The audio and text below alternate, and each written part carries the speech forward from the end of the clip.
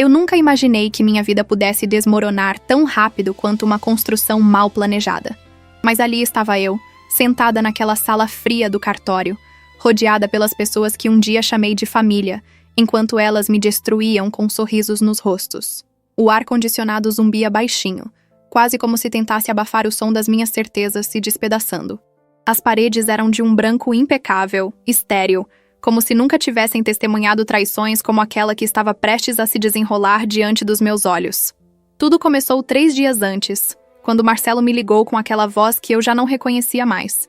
A voz do homem com quem me casei havia 7 anos não era mais aquela que sussurrava promessas ao meu ouvido nas noites frias de inverno. Era uma voz calculista, fria, distante. Precisamos resolver alguns assuntos da imobiliária, ele disse como se estivesse marcando uma reunião de negócios qualquer. Venha ao cartório na sexta-feira, às 2 da tarde. Meus pais também estarão lá. Eu deveria ter percebido. Deveria ter notado os sinais que estavam ali, gritantes, como placas de trânsito em uma estrada que eu insistia em percorrer de olhos fechados. Os telefonemas que ele atendia no banheiro. As viagens de negócios que se tornaram mais frequentes. O perfume diferente que às vezes vinha impregnado em suas camisas. Mas eu estava cega. Ou talvez apenas quisesse acreditar que nosso casamento era mais forte do que aquelas pequenas rachaduras que começavam a se formar na fundação que construímos juntos. A imobiliária Ferreira, em Associados, era o orgulho da família dele. 3 gerações construindo um império imobiliário em Lisboa, negociando propriedades de luxo, apartamentos com vista para o Tejo, vilas históricas no Algarve. Quando me casei com Marcelo, eu ainda era aquela menina que servia mesas no restaurante da família, economizando cada centavo para pagar a faculdade de administração. Minha sogra, Beatriz Ferreira, nunca me deixou esquecer minhas origens humildes. A garçonetezinha, ela me chamava quando achava que eu não estava ouvindo, mas eu sempre ouvia. As palavras têm uma maneira peculiar de encontrar seus alvos, mesmo quando sussurradas. Meu sogro, Alberto Ferreira, era diferente. Ou pelo menos eu pensava que era. Ele tinha aquele jeito cordial, sempre com um sorriso no rosto, sempre me chamando de minha filha. Mas percebi com o tempo que aquela cordialidade era apenas uma máscara bem elaborada, um verniz social que escondia o mesmo desprezo que sua esposa demonstrava tão abertamente. Era como comparar uma parede rachada pintada de novo com uma parede rachada sem pintura. No final, ambas estavam condenadas. Cheguei ao cartório 10 minutos antes do horário marcado. Sempre fui pontual. Uma característica que herdei do meu pai, que trabalhou durante 40 anos como porteiro de um prédio comercial e nunca se atrasou um único dia. Ele faleceu quando eu tinha 19 anos, um infarto súbito que o levou enquanto ele consertava a fechadura do portão principal.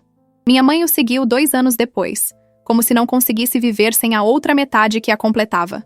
Restou apenas eu e as lembranças de uma infância humilde, mas repleta de amor verdadeiro. A recepcionista do cartório me cumprimentou com um sorriso profissional e me indicou a sala de reuniões. Eles já estão esperando, ela disse, e havia algo em seu olhar, uma pontinha de piedade talvez, que deveria ter me alertado para o que estava por vir. Mas eu apenas agradeci e caminhei pelo corredor, meus saltos ecoando no piso de mármore como tambores anunciando uma execução. Quando abri a porta, todos já estavam lá. Marcelo sentado à cabeceira da mesa, como um rei em seu trono. Meus sogros de um lado, com expressões que misturavam triunfo e desdém. E ela, a mulher que eu não conhecia, mas que reconheci instantaneamente pelo modo como olhava para meu marido. Camila, descobri depois que era seu nome. Jovem, bonita, com aquele tipo de beleza artificial que o dinheiro pode comprar. Cabelos perfeitamente alisados, unhas impecáveis, roupas de grife que provavelmente custavam mais do que eu ganhava em 6 meses, servindo mesas naquele restaurante onde tudo começou. Ela estava folheando revistas de decoração e catálogos de móveis de luxo, como se já fosse a dona do lugar, como se eu já tivesse sido apagada, removida, extirpada daquela história como um tumor indesejado. E talvez fosse exatamente assim que eles me viam. Uma anomalia, um erro que precisava ser corrigido. Sente-se, Ana, Marcelo disse, sem sequer olhar para mim. Seu dedo indicava uma cadeira isolada do outro lado da mesa, como se eu fosse uma estranha em uma negociação corporativa. Não a mulher com quem ele havia compartilhado 7 anos de vida. Não a mulher que segurou sua mão quando seu avô faleceu. Não a mulher que renunciou a um emprego melhor em Porto para ficar perto dele quando ele assumiu a gestão da imobiliária. Sentei-me em silêncio. Minha bolsa no colo, as mãos entrelaçadas com tanta força que meus dedos começaram a ficar brancos. O tabelião, um homem idoso de óculos redondos e expressão séria, organizava papéis em sua pasta de couro desgastado. Ele nos olhou brevemente, e percebi que fazia esse trabalho há tempo suficiente para reconhecer uma tragédia familiar quando havia. Muito bem, Marcelo começou, sua voz assumindo aquele tom empresarial que ele usava em reuniões importantes. Chamei todos vocês aqui hoje para resolver uma questão que tem me preocupado ultimamente. A imobiliária Ferreira em Associados é um negócio de família, construído com o suor e dedicação de 3 gerações. É imperativo que ela permaneça nas mãos da verdadeira família. A ênfase que ele colocou na palavra verdadeira me atingiu como um soco no estômago. 7 anos. 7 anos de casamento e eu nunca havia sido considerada família de verdade.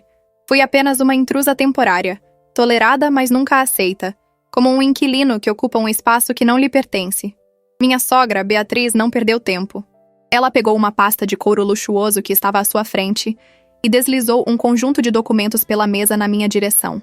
O papel fez um som sibilante contra a madeira polida, como uma cobra se arrastando. Você nunca foi uma de nós, sua garçonetezinha, ela disse, sua voz destilando veneno puro. Sempre soubemos que esse casamento foi um erro. Marcelo foi jovem, impulsivo, achou que você era diferente, especial, mas no final, pessoas como você sempre mostram sua verdadeira natureza. Eu queria gritar. Queria jogar aqueles papéis de volta na cara dela e perguntar qual era exatamente minha verdadeira natureza. Trabalhar duro?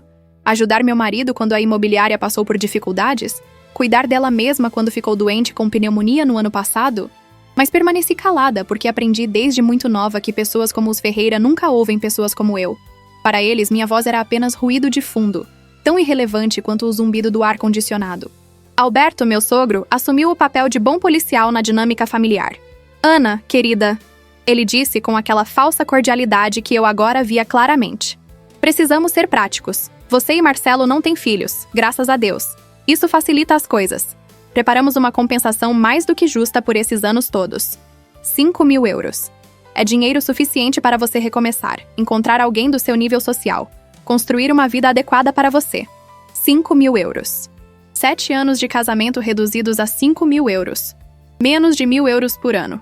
Menos ainda se eu calculasse os meses que passei cuidando da casa deles quando eles viajavam, as festas de família que organizei, as reuniões de negócios que ajudei a coordenar. Eu valia menos para eles do que o Mercedes conversível que Beatriz havia comprado no mês anterior. Camila, a amante, riu. Uma risada aguda, irritante, que ecoou pela sala como o grasnado de uma ave de rapina. Ela nem sequer tentou disfarçar sua satisfação. Vamos, assine logo, ela disse, sua voz demonstrando uma impaciência vulgar. Quero começar a reforma da cobertura o quanto antes. Esses tons bege são tão... cafona. Ela apontou para um dos catálogos, mostrando a Marcelo uma combinação de cores em tons de cinza e dourado, que provavelmente custaria o equivalente ao que eu ganharia em 5 anos. Olhei para Marcelo, esperando, talvez, ver algum vestígio do homem que eu amei. Algum resquício de culpa, constrangimento, qualquer emoção humana. Mas ele apenas me olhou com indiferença, como se eu fosse uma transação comercial que precisava ser finalizada. Assine os papéis, Ana. Não torne isso mais difícil do que precisa ser. Peguei os documentos e comecei a ler. Era um acordo de divórcio e transferência de bens. Eu renunciaria a qualquer direito sobre a imobiliária, sobre o apartamento onde morávamos, sobre qualquer patrimônio construído durante nosso casamento. Em troca, receberia 5.000 euros e um prazo de 30 dias para desocupar o apartamento. Estava tudo lá, escrito em linguagem jurídica fria e impessoal. Meu casamento reduzido a cláusulas e parágrafos. O tabelião me olhou com aqueles olhos cansados que já viram tantas injustiças. Ele se inclinou ligeiramente em minha direção e sussurrou, baixo o suficiente para que apenas eu ouvisse. A senhora tem certeza disso? Esse acordo é extremamente desfavorável. A senhora tem direito a muito mais segundo a lei portuguesa. Posso interromper este processo agora mesmo. Suas palavras eram um salva-vidas jogado para alguém se afogando. Mas eu tinha um plano. Um plano que havia começado a se formar 3 meses atrás, quando encontrei as mensagens entre Marcelo e Camila no laptop que ele esqueceu aberto. Um plano que envolvia a única coisa que os Ferreira amavam mais do que seu precioso sobrenome: dinheiro. Olhei para o tabelião e, pela primeira vez naquela tarde, sorri. Um sorriso pequeno, quase imperceptível, mas genuíno. Absolutamente, respondi. Tenho certeza absoluta. Peguei a caneta que ele me ofereceu. Uma caneta cara, Montblanc, que provavelmente custava mais do que meu primeiro salário, e assinei cada página do documento. Minha assinatura, Ana Clara Tavares Ferreira, repetida diversas vezes. Logo seria apenas Ana Clara Tavares novamente. E estava tudo bem. Mais do que bem. Beatriz não conseguiu conter um sorriso triunfante. Alberto assentiu com aprovação, como se estivesse fechando um excelente negócio. Marcelo pareceu aliviado, já se virando para Camila com aquele olhar que um dia foi meu. E Camila, ela praticamente brilhava de satisfação, já calculando quantos metros quadrados de mármore Carrara poderia colocar na cobertura recém-conquistada. Ótimo, Marcelo disse, recolhendo os documentos assinados e entregando-os ao tabelião. Providenciarei a transferência dos 5.000 euros até o final da semana. E Ana? Ele me olhou pela última vez como marido. Agradeço por ter sido razoável. Isso poderia ter sido muito mais desagradável. Eu apenas assenti. Não havia nada que eu quisesse dizer para ele. Nenhuma palavra de raiva ou mágoa que valesse o esforço. Ele logo saberia. Todos eles logo saberiam. Mas naquele momento eu precisava continuar sendo a Ana que eles conheciam. A Ana subserviente, a Ana que aceitava tudo calada, a Ana que não causava problemas. Levantei-me, peguei minha bolsa e caminhei em direção à porta. Suas risadas me seguiram pelo corredor, ecoando como abutres celebrando uma carcaça. Ouvi Camila dizendo algo sobre finalmente se livrar do lixo, e Beatriz concordando que algumas pessoas não conhecem seu lugar. Saí do cartório para uma Lisboa ensolarada de setembro. O Tejo brilhava ao longe, indiferente aos dramas humanos que se desenrolavam às suas margens. Sentei-me em um banco próximo e respirei fundo, permitindo-me, pela primeira vez em meses, sentir o peso de tudo que havia perdido. O casamento. A família que pensei ter encontrado. A ilusão de pertencimento. Mas também senti algo mais. Uma sensação de libertação que começava a crescer em meu peito como uma planta buscando luz. Porque eu tinha um segredo. Um segredo que guardava há 3 meses, desde que a carta do advogado suíço chegou. Minha avó, por parte de mãe, era uma mulher sobre quem eu sabia muito pouco. Ela se chamava Helena e havia partido para a Suíça aos 20 e poucos anos, nos anos 60. Minha mãe sempre foi reticente ao falar sobre ela, e eu cresci acreditando que ela havia simplesmente abandonado a família. Foi só quando minha mãe estava em seu leito de morte que ela me contou a verdade. Helena havia se apaixonado por um homem suíço durante uma temporada de trabalho em Genebra. Ele era de uma família tradicional, dono de uma próspera empresa de investimentos. Eles queriam se casar, mas a família dele se opôs violentamente.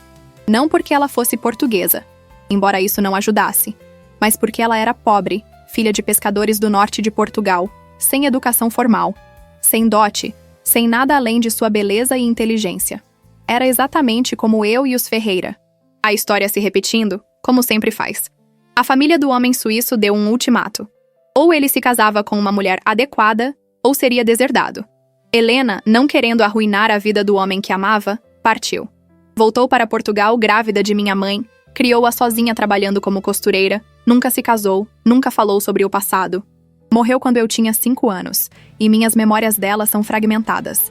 Mãos calejadas acariciando meu cabelo, o cheiro de lavanda, uma caixa de música que tocava uma melodia que não consigo mais recordar.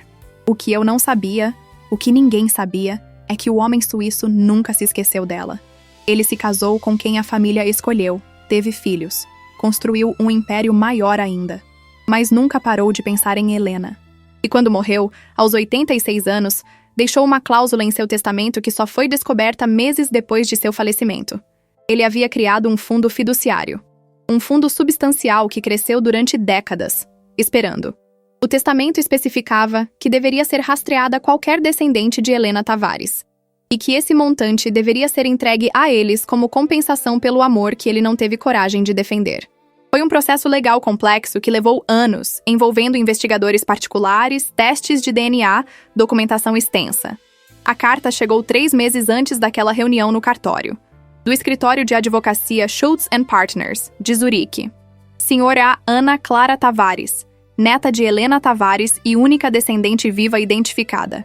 Beneficiária de um fundo fiduciário no valor de 8,3 milhões de euros. 8,3 milhões de euros. Eu li aquele número tantas vezes que os dígitos começaram a perder significado. Era uma quantia tão absurda, tão além da minha realidade, que meu primeiro instinto foi pensar que era algum tipo de golpe. Mas não era. Após semanas de verificações, reuniões por videoconferência com advogados suíços impecavelmente vestidos, mais testes de DNA e papelada suficiente para encher um arquivo inteiro, a verdade era inegável. Eu era rica. Absurdamente rica. E eu não contei para ninguém. Especialmente não para os Ferreira. Quando descobri as mensagens entre Marcelo e Camila, quando percebi que meu casamento era uma farsa e que eu nunca seria mais do que a garçonetezinha aos olhos daquela família, tomei uma decisão. Eu iria jogar o jogo deles. Deixaria que me humilhassem, que me desprezassem, que me oferecessem migalhas. E então, quando eles estivessem celebrando sua vitória, eu mostraria minhas cartas. Mas havia mais no meu plano do que simples vingança. Nos 3 meses desde que recebi a notícia da herança, fiz minha própria investigação sobre a imobiliária Ferreira em Associados. Contratei discretamente uma empresa de auditoria, revisei registros públicos, conversei com ex-funcionários. O que descobri foi fascinante e perturbador em igual medida. A imobiliária estava em sérias dificuldades financeiras. Marcelo, que assumiu a gestão há 3 anos quando Alberto começou a se afastar, havia feito uma série de investimentos desastrosos. Propriedades superavaliadas no Algarve que não conseguiam encontrar compradores. Um projeto de desenvolvimento em Cascais que esbarrou em problemas ambientais. Empréstimos bancários pesados com juros crescentes. A fachada de sucesso escondia uma empresa que estava sangrando dinheiro. Para piorar, descobri que Marcelo havia começado a vender participações da empresa para manter o fluxo de caixa. Pequenas porcentagens vendidas aqui e ali para investidores externos, diluindo lentamente o controle familiar que os Ferreira tanto prezavam. Ele manteve isso em segredo de seus pais, apresentando balanços maquiados que mostravam lucros fictícios. Era só questão de tempo até que a casa de cartas desmoronasse. Mas o mais interessante foi descobrir quem estava comprando essas participações. Uma empresa de investimentos de Lisboa, chamada Atlântico Capital, havia adquirido discretamente várias dessas pequenas participações. Através de diferentes subsidiárias e empresas de fachada, eles haviam acumulado 29% da imobiliária sem que ninguém percebesse o padrão. E eles estavam interessados em mais. Foi então que tive minha ideia. Entrei em contato com a Atlântico Capital através dos meus advogados suíços. Fiz uma proposta. Eu compraria suas participações e adquiriria as ações adicionais que Marcelo estava desesperadamente tentando vender no mercado. Com meu capital e timing certo, eu poderia assumir o controle majoritário da empresa antes que qualquer um dos Ferreira percebesse o que estava acontecendo. Os executivos da Atlântico Capital ficaram céticos no início. Quem era essa Ana Clara Tavares que aparecia do nada querendo comprar dezenas de milhões em ativos imobiliários? Mas quando meus advogados apresentaram a documentação completa, incluindo a origem da herança e o plano detalhado de investimento que havíamos elaborado, eles viram a seriedade da proposta. Mais importante, viram a oportunidade de lucro rápido. Eles haviam comprado as ações esperando uma valorização a longo prazo. Eu ofereci um prêmio de 20% sobre o valor de mercado para uma venda imediata. Eles aceitaram. Enquanto Marcelo planejava seu divórcio conveniente e sua vida renovada com Camila, eu estava sistematicamente comprando pedaços de sua empresa. Era como montar um quebra-cabeça, peça por peça, até que a imagem completa se revelasse. E a beleza do plano era sua simplicidade. Tudo legal, tudo documentado, tudo acima da linha. Eu estava apenas exercendo meu direito como investidora de adquirir participações disponíveis publicamente em uma empresa privada. O último lote de ações chegou na semana anterior àquela reunião no cartório. Com ele, eu atingi 71% de participação na imobiliária Ferreira em Associados. Controle absoluto, poder de veto sobre qualquer decisão importante, capacidade de nomear e demitir diretores. Em termos práticos, eu era a dona da empresa que os Ferreira construíram em 3 gerações. E eles não faziam a menor ideia. Mas eu precisava daquele divórcio primeiro. Precisava que ficasse bem claro, documentado em cartório, que eu havia renunciado a qualquer direito sobre os bens conjugais. Que eles me ofereceram 5.000 euros miseráveis e eu aceitei. Porque quando a verdade viesse à tona, eu não queria nenhuma brecha legal que eles pudessem explorar. Nenhum argumento de que eu havia usado ativos conjugais ou informações privilegiadas. Tudo tinha que ser limpo, separado, inquestionável. 2 dias após aquela humilhante reunião no cartório, recebi a transferência dos 5.000 euros. Marcelo foi eficiente nisso, pelo menos. Provavelmente queria fechar aquele capítulo de sua vida o mais rápido possível. Doei o valor inteiro para um abrigo de mulheres vítimas de violência doméstica. Era dinheiro manchado. E eu não queria nada que me conectasse àquela transação patética. Comecei a recolher minhas coisas do apartamento. Não que houvesse muito. Durante nosso casamento, o apartamento sempre foi decorado segundo os gostos de Marcelo, ou melhor, de Beatriz, que tinha opinião sobre tudo. Minhas poucas posses pessoais cabiam em 3 caixas: livros, algumas fotos, roupas. Deixei para trás tudo que tinha sido presente dos Ferreira. As joias caras que Beatriz fazia questão de me dar nos aniversários, sempre acompanhadas de comentários sobre ensinar classe para quem não tinha. Os vestidos de grife que Marcelo comprava e que nunca eram exatamente do meu estilo. A louça fina, a cristaleria, até a máquina de café italiana que eu secretamente adorava. No 10º dia após o divórcio, Marcelo apareceu no apartamento com Camila.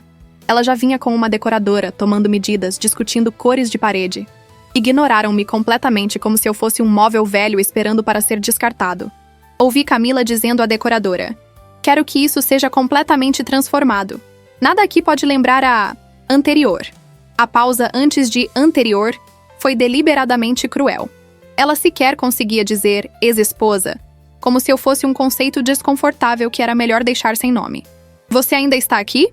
Marcelo me perguntou, surpreso e visivelmente irritado ao me ver na cozinha preparando o café.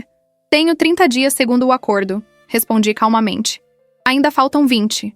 Ele bufou, impaciente. "Seria melhor para todos se você apressasse as coisas. Camila quer começar a reforma na próxima semana."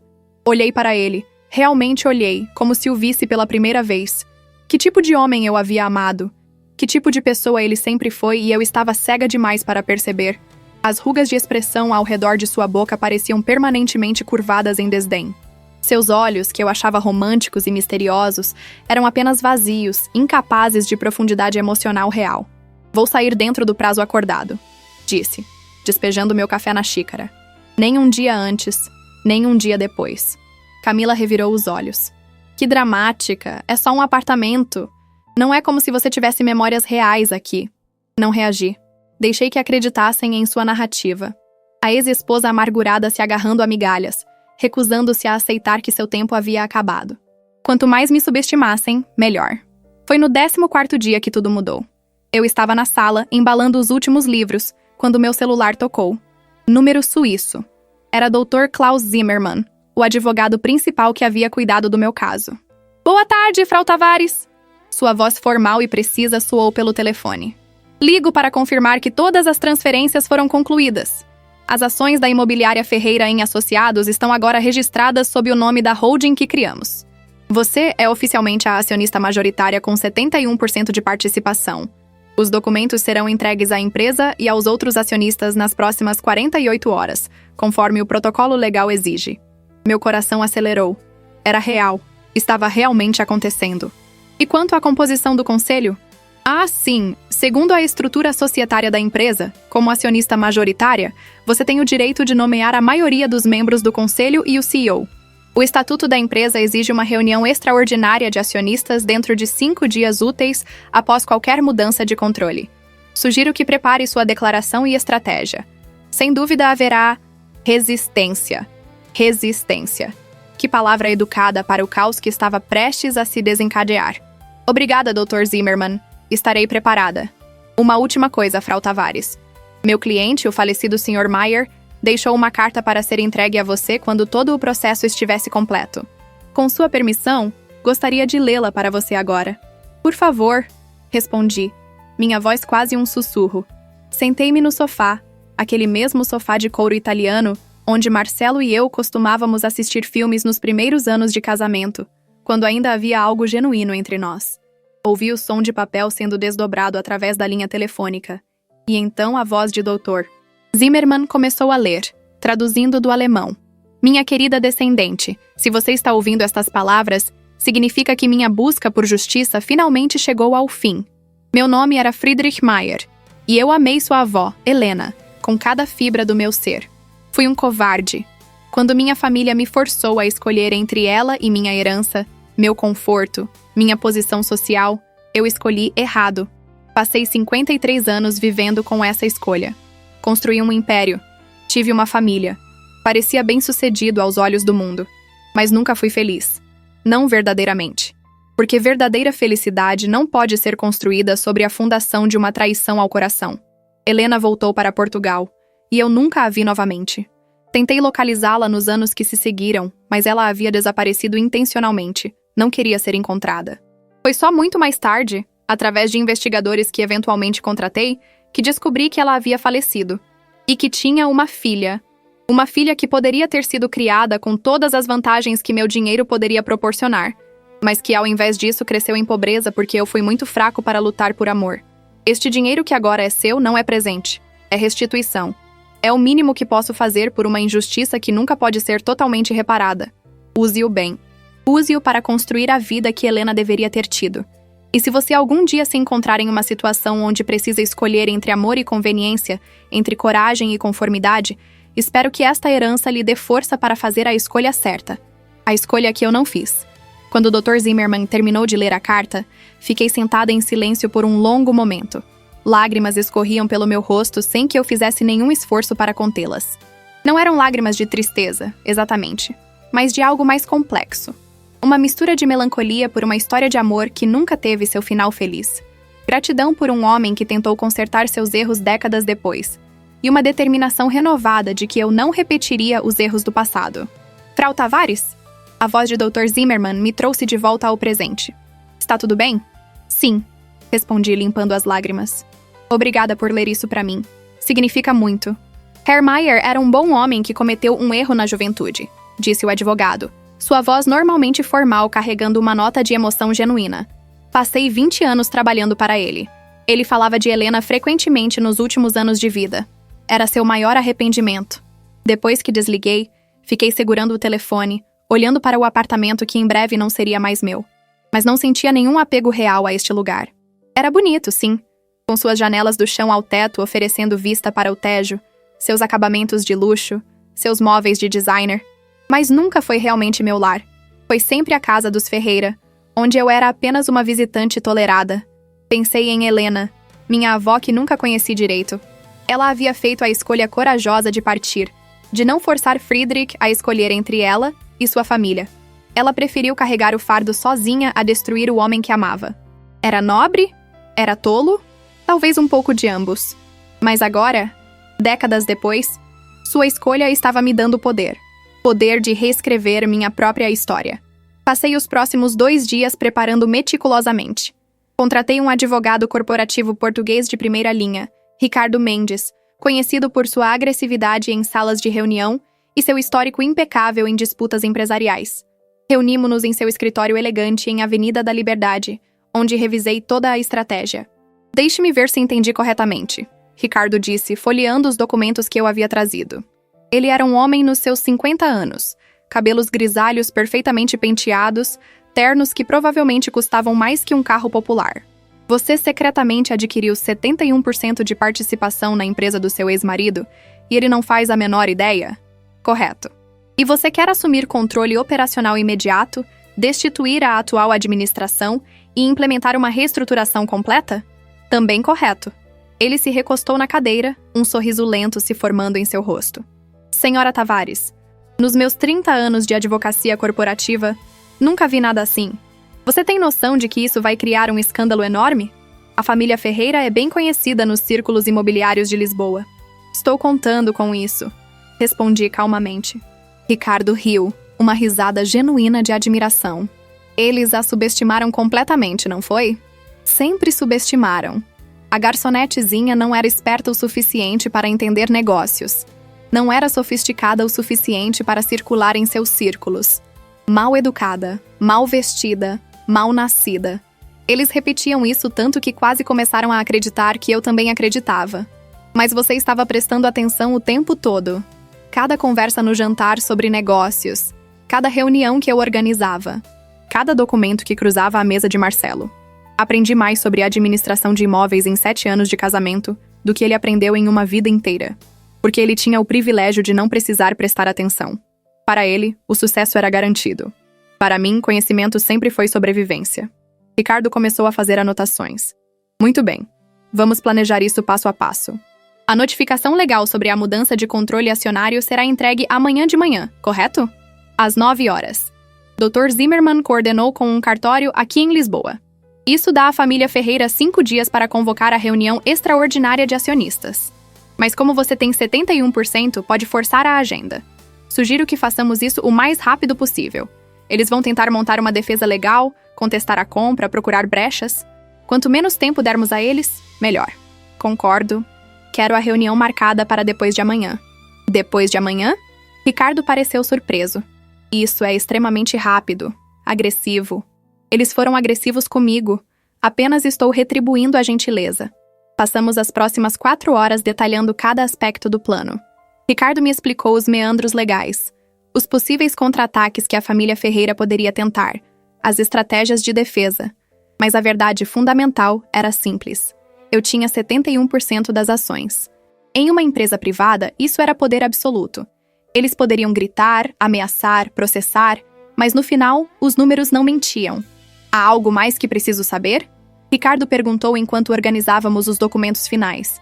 Hesitei por um momento, então disse: a empresa está em sérias dificuldades financeiras. Marcelo escondeu isso da família. Fez investimentos ruins, assumiu dívidas pesadas, vendeu participações para cobrir prejuízos. É parcialmente por isso que consegui comprar tanto da empresa tão facilmente. Ele estava desesperado por liquidez. Ricardo assoviou baixinho. Então você não está apenas assumindo uma empresa. Está assumindo um navio afundando. Um navio que pode ser consertado com gestão adequada e injeção de capital. Já tenho um plano de reestruturação. Vou trazer gestores profissionais, diversificar o portfólio, focar em propriedades comerciais sustentáveis em vez de especulação imobiliária. A base é sólida. É só a liderança que é podre. Você realmente pensou em tudo, ele disse com admiração genuína na voz. Tive 3 meses para planejar, e uma vida inteira de experiência sendo subestimada. É uma combinação poderosa. Saí do escritório de Ricardo enquanto o sol se punha sobre Lisboa, tingindo o Tejo de dourado e laranja.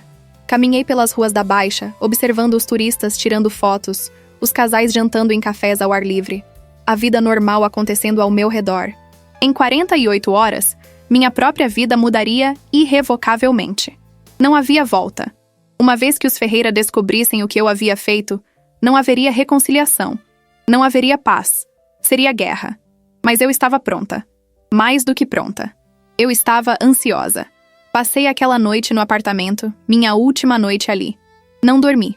Fiquei acordada, sentada na varanda, observando as luzes da cidade, repassando mentalmente cada detalhe do plano. Às 3 da manhã, recebi um e-mail de Dr. Zimmermann confirmando que tudo estava preparado para a entrega dos documentos às 9 horas. Às 5 da manhã, Ricardo me enviou a versão final da agenda para a reunião de acionistas. Às 7, tomei um banho longo, escolhi cuidadosamente minha roupa, um terno azul marinho que comprei especificamente para esta ocasião, elegante, mas poderoso, e me preparei para o dia que mudaria tudo. Às 8h45, meu telefone tocou. Número desconhecido. Atendi. Ana Clara Tavares?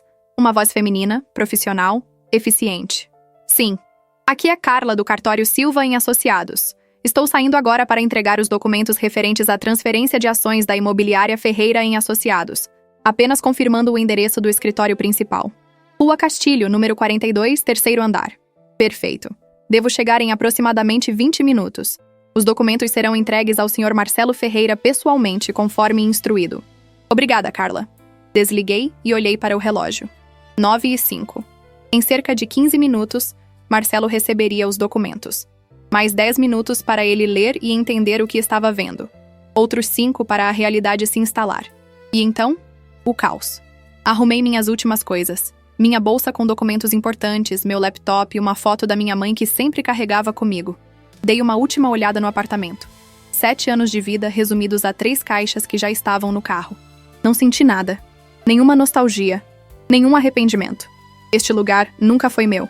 Mas a imobiliária Ferreira em Associados, ironicamente, agora era. Saí às 9h20.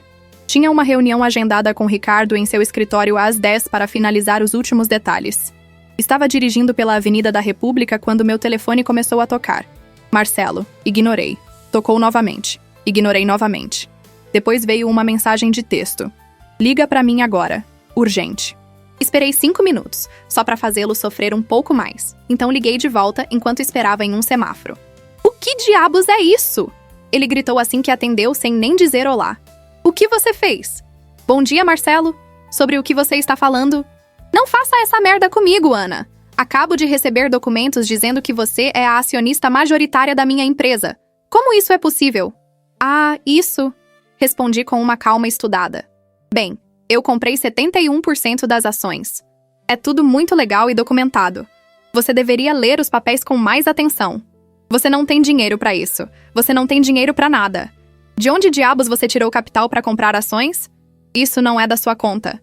O que é da sua conta é que você tem 5 dias para convocar uma reunião extraordinária de acionistas. Mas estou sendo generosa. Que tal depois de amanhã, às 2 da tarde, no escritório? Ouvi o som da respiração pesada dele, tentando controlar a raiva. Você não pode fazer isso. Vou contestar. Meus advogados vão destruir isso. Você usou informações privilegiadas. Eu não usei nada. Comprei ações disponíveis no mercado usando meu próprio capital, completamente separado de qualquer ativo conjugal. Aliás, você se lembra daqueles papéis que me fez assinar no cartório? Onde eu renunciei a qualquer direito sobre bens conjugais? Você foi muito cuidadoso em deixar isso bem documentado. Obrigada por isso, na verdade. Torna tudo muito mais limpo. Silêncio do outro lado. Eu podia praticamente ouvir os neurônios dele tentando processar a situação, procurando uma saída que não existia. Meus pais vão te processar. Vão te destruir. Você não tem ideia de com quem está mexendo.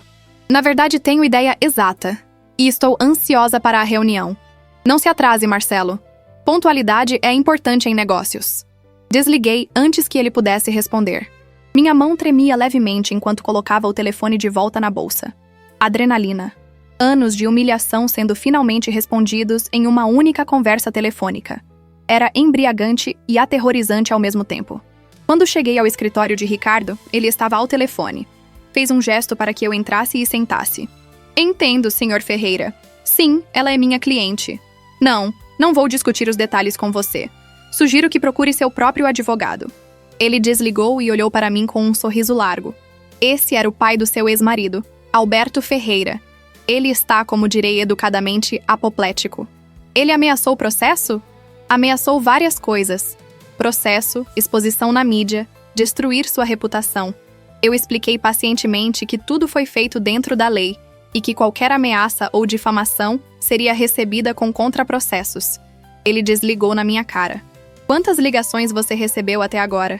Do Alberto, 3. Do Marcelo, 2. Da mãe, Beatriz, uma ligação particularmente colorida onde ela me chamou de vários nomes criativos, e um tal de advogado dos Ferreira, um Dr. Paulo Santos, que foi mais profissional, mas não menos hostil. Eles vão tentar bloquear a reunião? Vão tentar, mas legalmente não tem base. Você seguiu todos os procedimentos corretos. A mudança de controle acionário foi devidamente notificada. A reunião extraordinária está dentro do prazo legal. E você tem maioria absoluta. O melhor que eles podem fazer é aparecer e protestar, mas o resultado é inevitável. Passamos amanhã finalizando a agenda da reunião. Primeiro item: destituição da atual diretoria. Segundo item: nomeação de nova diretoria. Terceiro item: apresentação do plano de reestruturação. Quarto item: questões gerais. Simples, direto, devastador. Você já decidiu quem vai nomear como CEO? Ricardo perguntou.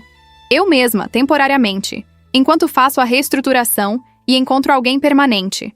Tenho alguns nomes em mente de gestores profissionais, mas quero primeiro entender completamente a extensão dos problemas antes de trazer alguém de fora. Você tem experiência em gestão de empresas desse porte? Não, mas aprendo rápido. E tenho capital suficiente para contratar os melhores consultores. Além disso, acrescentei com um sorriso seco, não poderia fazer pior que a gestão atual. Ricardo riu. Ponto justo. Às 2 da tarde, Ricardo recebeu uma ligação do Dr. Paulo Santos, advogado da família Ferreira. Eles queriam negociar. Uma reunião apenas os advogados, para discutir a situação como pessoas civilizadas. Ricardo colocou no viva voz. Dr. Santos, Ricardo disse, sua voz formalmente educada. Minha cliente está aqui. Você pode repetir sua proposta? Bom dia, senhora Tavares. A voz de Dr. Santos era suave, conciliadora. Acredito que houve um mal-entendido. A família Ferreira está disposta a recomprar as ações que você adquiriu. Faremos uma oferta muito generosa, acima do valor de mercado. Você terá um lucro substancial e todos podemos resolver isso amigavelmente. Quanto? Perguntei diretamente. Estamos preparados para oferecer 15 milhões de euros pelas suas ações. É um prêmio de 30% sobre o que você pagou. Fiz os cálculos rapidamente. Eles estavam desesperados. Provavelmente tiveram que hipotecar propriedades, pedir empréstimos, juntar tudo o que podiam para fazer essa oferta. E ainda assim não era suficiente. Não, obrigada.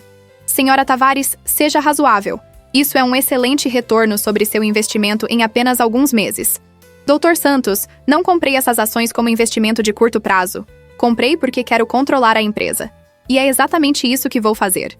A família Ferreira construiu essa empresa ao longo de 3 gerações. Tem imenso valor sentimental. Por favor, reconsidere. Valor sentimental? Repeti, deixando a ironia tingir minha voz. Como o valor sentimental que demonstraram por mim quando me ofereceram 5.000 euros miseráveis e me chamaram de garçonetezinha. Esse tipo de valor sentimental? Silêncio do outro lado. A reunião será depois de amanhã, às 2 da tarde. Sugiro que vocês estejam lá. Desliguei. Ricardo estava sorrindo. Você é fria como gelo, sabia? Aprendi com os melhores, ou os piores, dependendo de como você vê. Aquela tarde, decidi fazer algo que havia planejado há algum tempo. Fui ao restaurante onde costumava trabalhar, o pequeno estabelecimento familiar na Mouraria, onde servi mesas durante a faculdade. O dono, Sr. Antônio, um homem português de 70 anos com um bigode branco impressionante, estava no balcão quando entrei. Ana Clara! Ele gritou, abrindo os braços. Minha menina! Quanto tempo! Abracei-o, sentindo o cheiro familiar de alho e azeite que sempre permeava suas roupas. Oi, Sr. Antônio. Como vão as coisas? Ah, você sabe. Sempre igual. Trabalhando. Ouvi dizer que você se casou com um homem rico. Está vivendo a vida boa agora? Não exatamente. Na verdade, me divorciei recentemente. Sua expressão mudou para preocupação. Ah, minha filha. Sinto muito.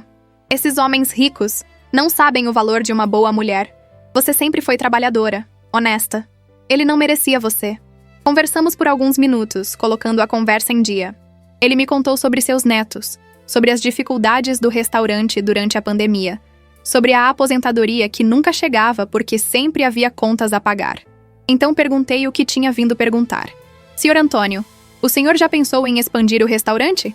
Abrir uma segunda localização, talvez? Ele riu, um som cansado. Com que dinheiro, menina? Bancos não emprestam para velhos como eu. E mesmo se emprestassem, não tenho garantias para oferecer. E se você tivesse um investidor, alguém que acredita no seu negócio e quer ajudar? Ele me olhou com desconfiança. Por que está perguntando isso? Sorri. Porque eu gostaria de ser essa investidora. Nada complicado. Eu forneço o capital, o senhor continua gerenciando como sempre fez. Podemos até transformar em uma pequena rede, 3 ou 4 localizações em bairros diferentes, mantendo a qualidade, a autenticidade, mas alcançando mais pessoas. Sr. Antônio ficou em silêncio, processando.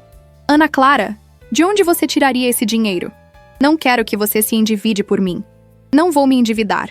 Recebi uma herança recentemente. Uma herança substancial. E quero usar parte dela para ajudar pessoas que foram boas para mim quando eu não tinha nada. Lágrimas se formaram nos olhos do velho homem. Você sempre foi especial, menina. Sempre soube.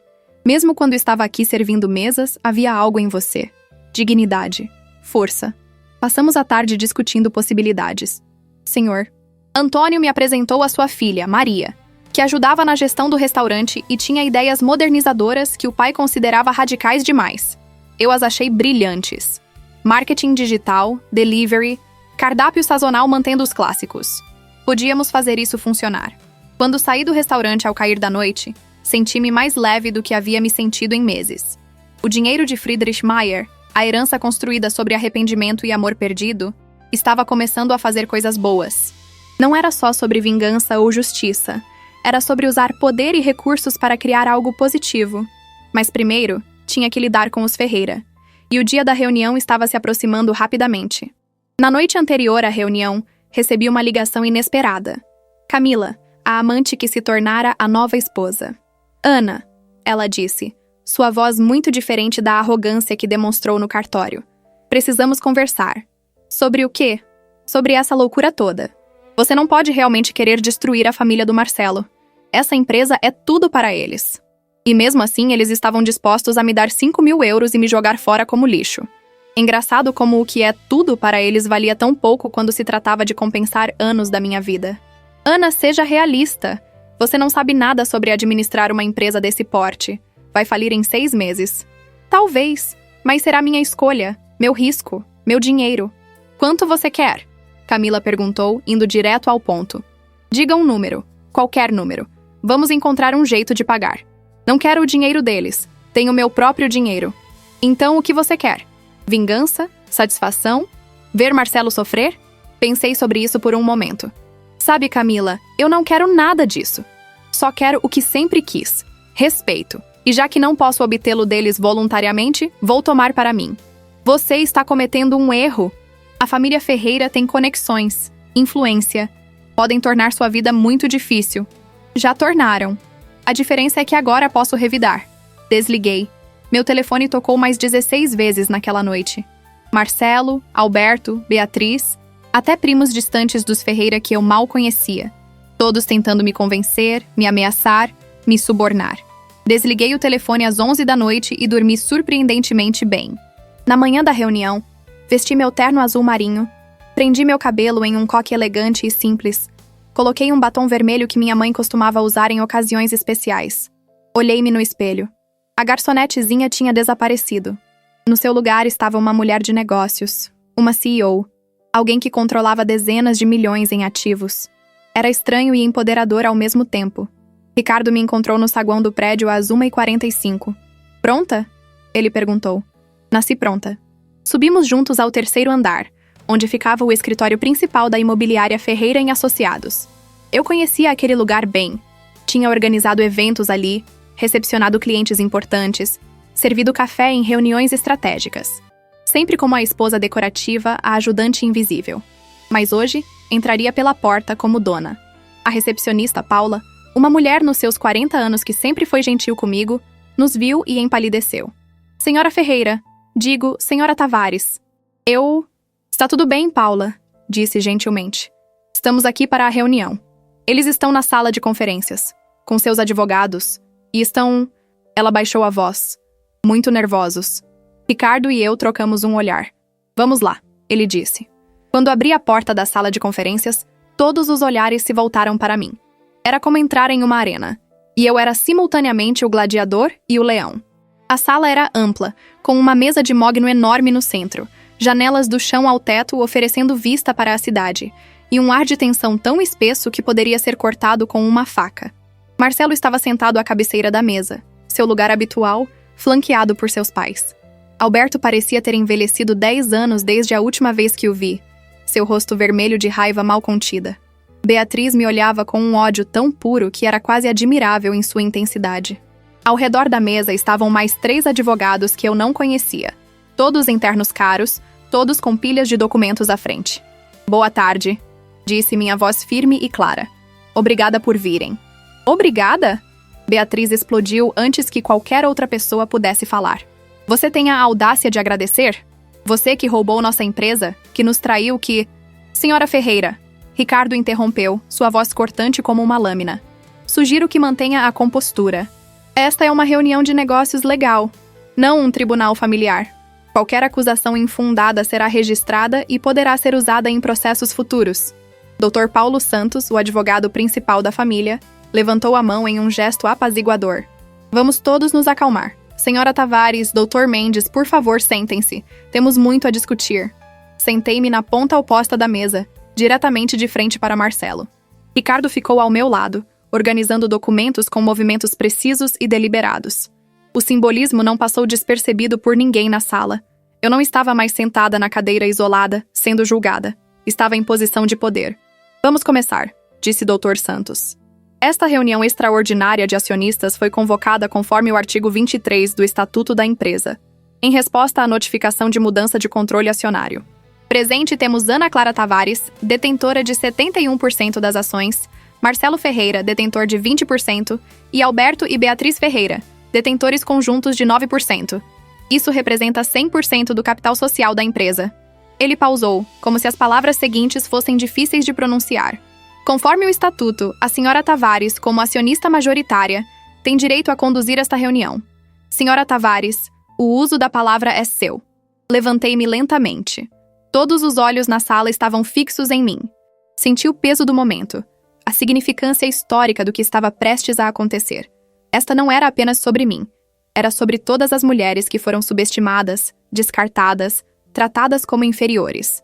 Era sobre Helena, minha avó, que partiu em silêncio em vez de lutar.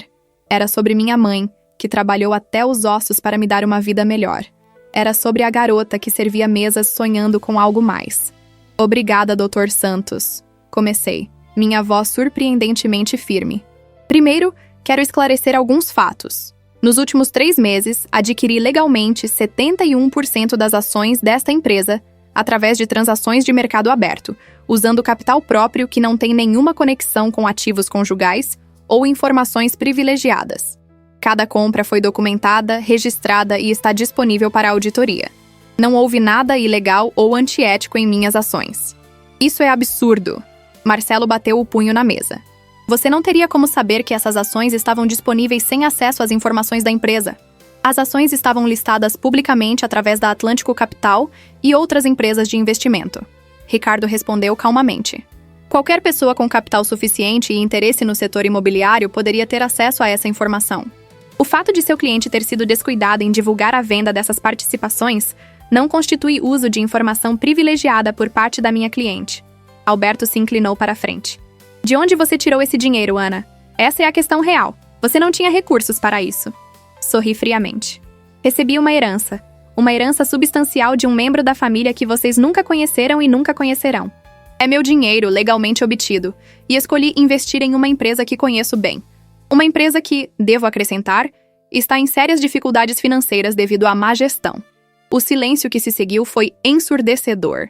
Marcelo empalideceu. Seus pais o olharam com confusão. Do que ela está falando? Beatriz perguntou ao filho. Que dificuldades financeiras? Ela está mentindo.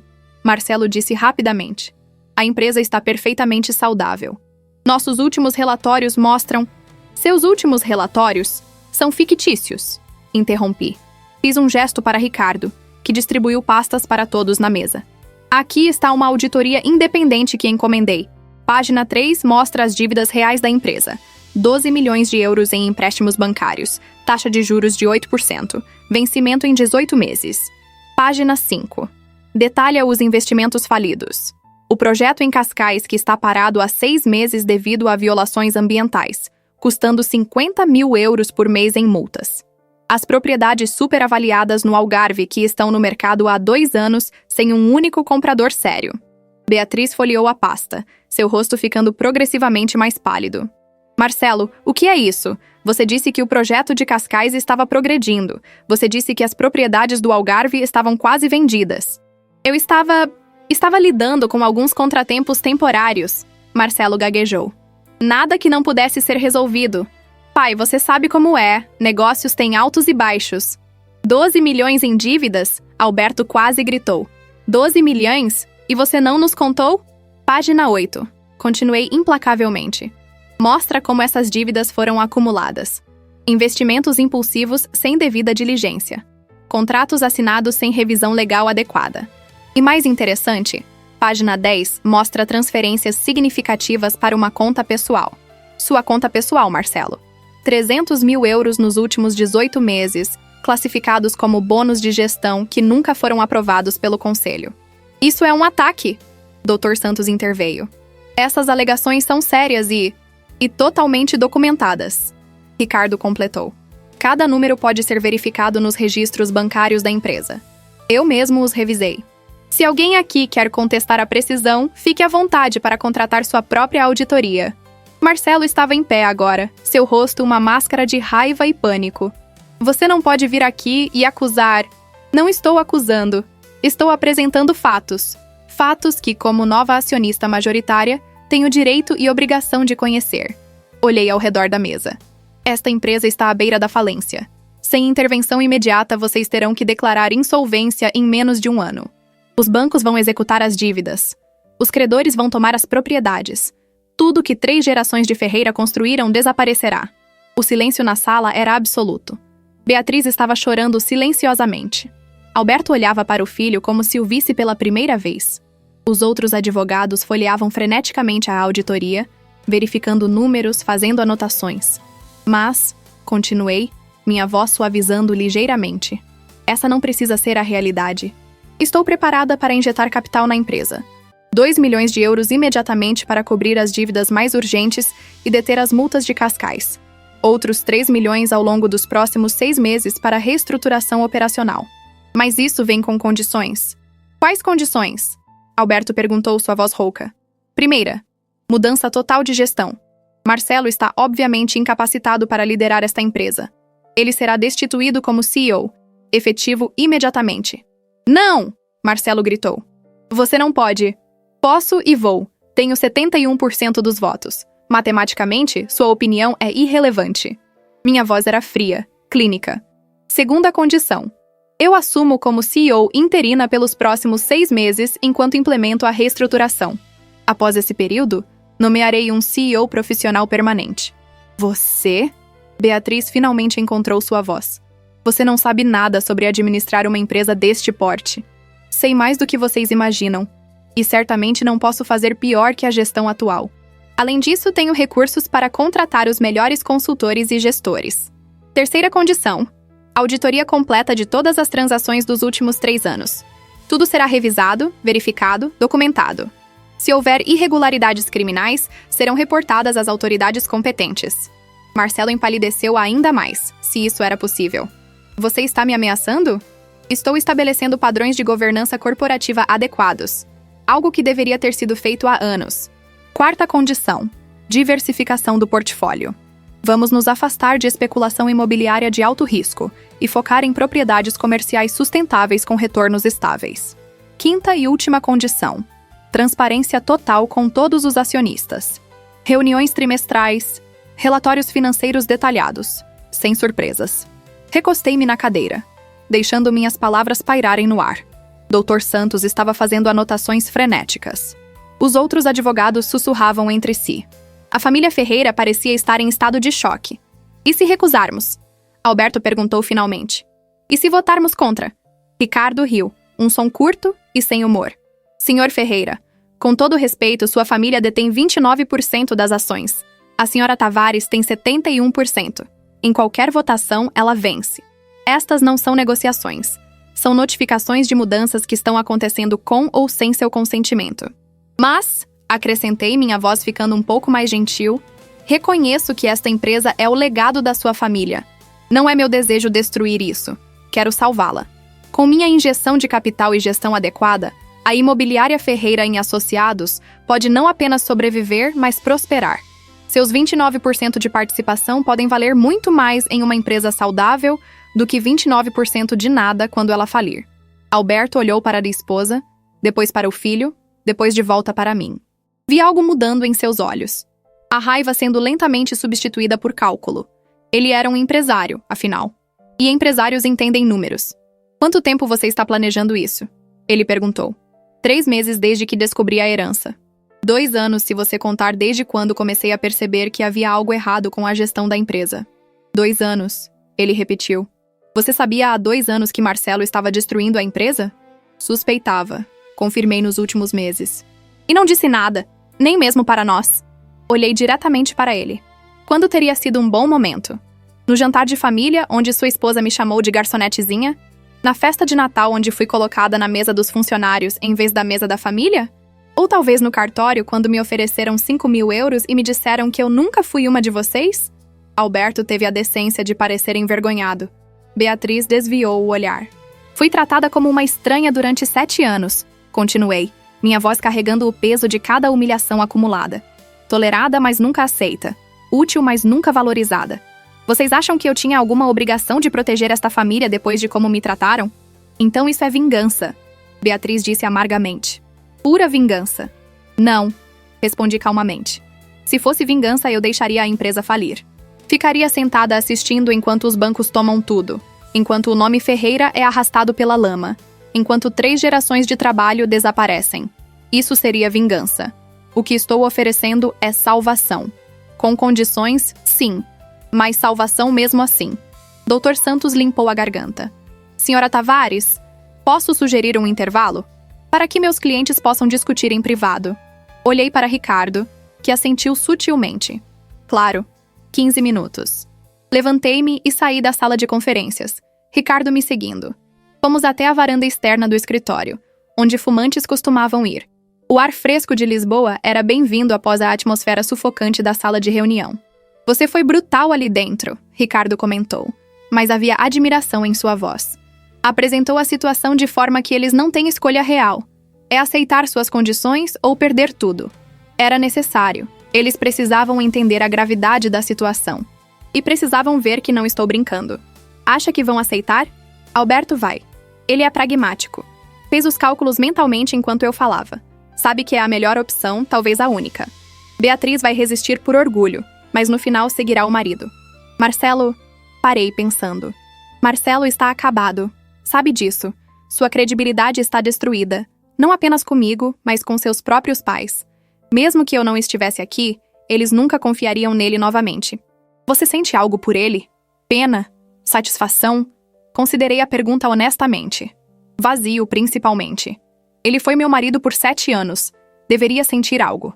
Mas quando olho para ele agora, só vejo um estranho. Um estranho que tomou decisões terríveis. E agora está pagando o preço. Meu telefone vibrou.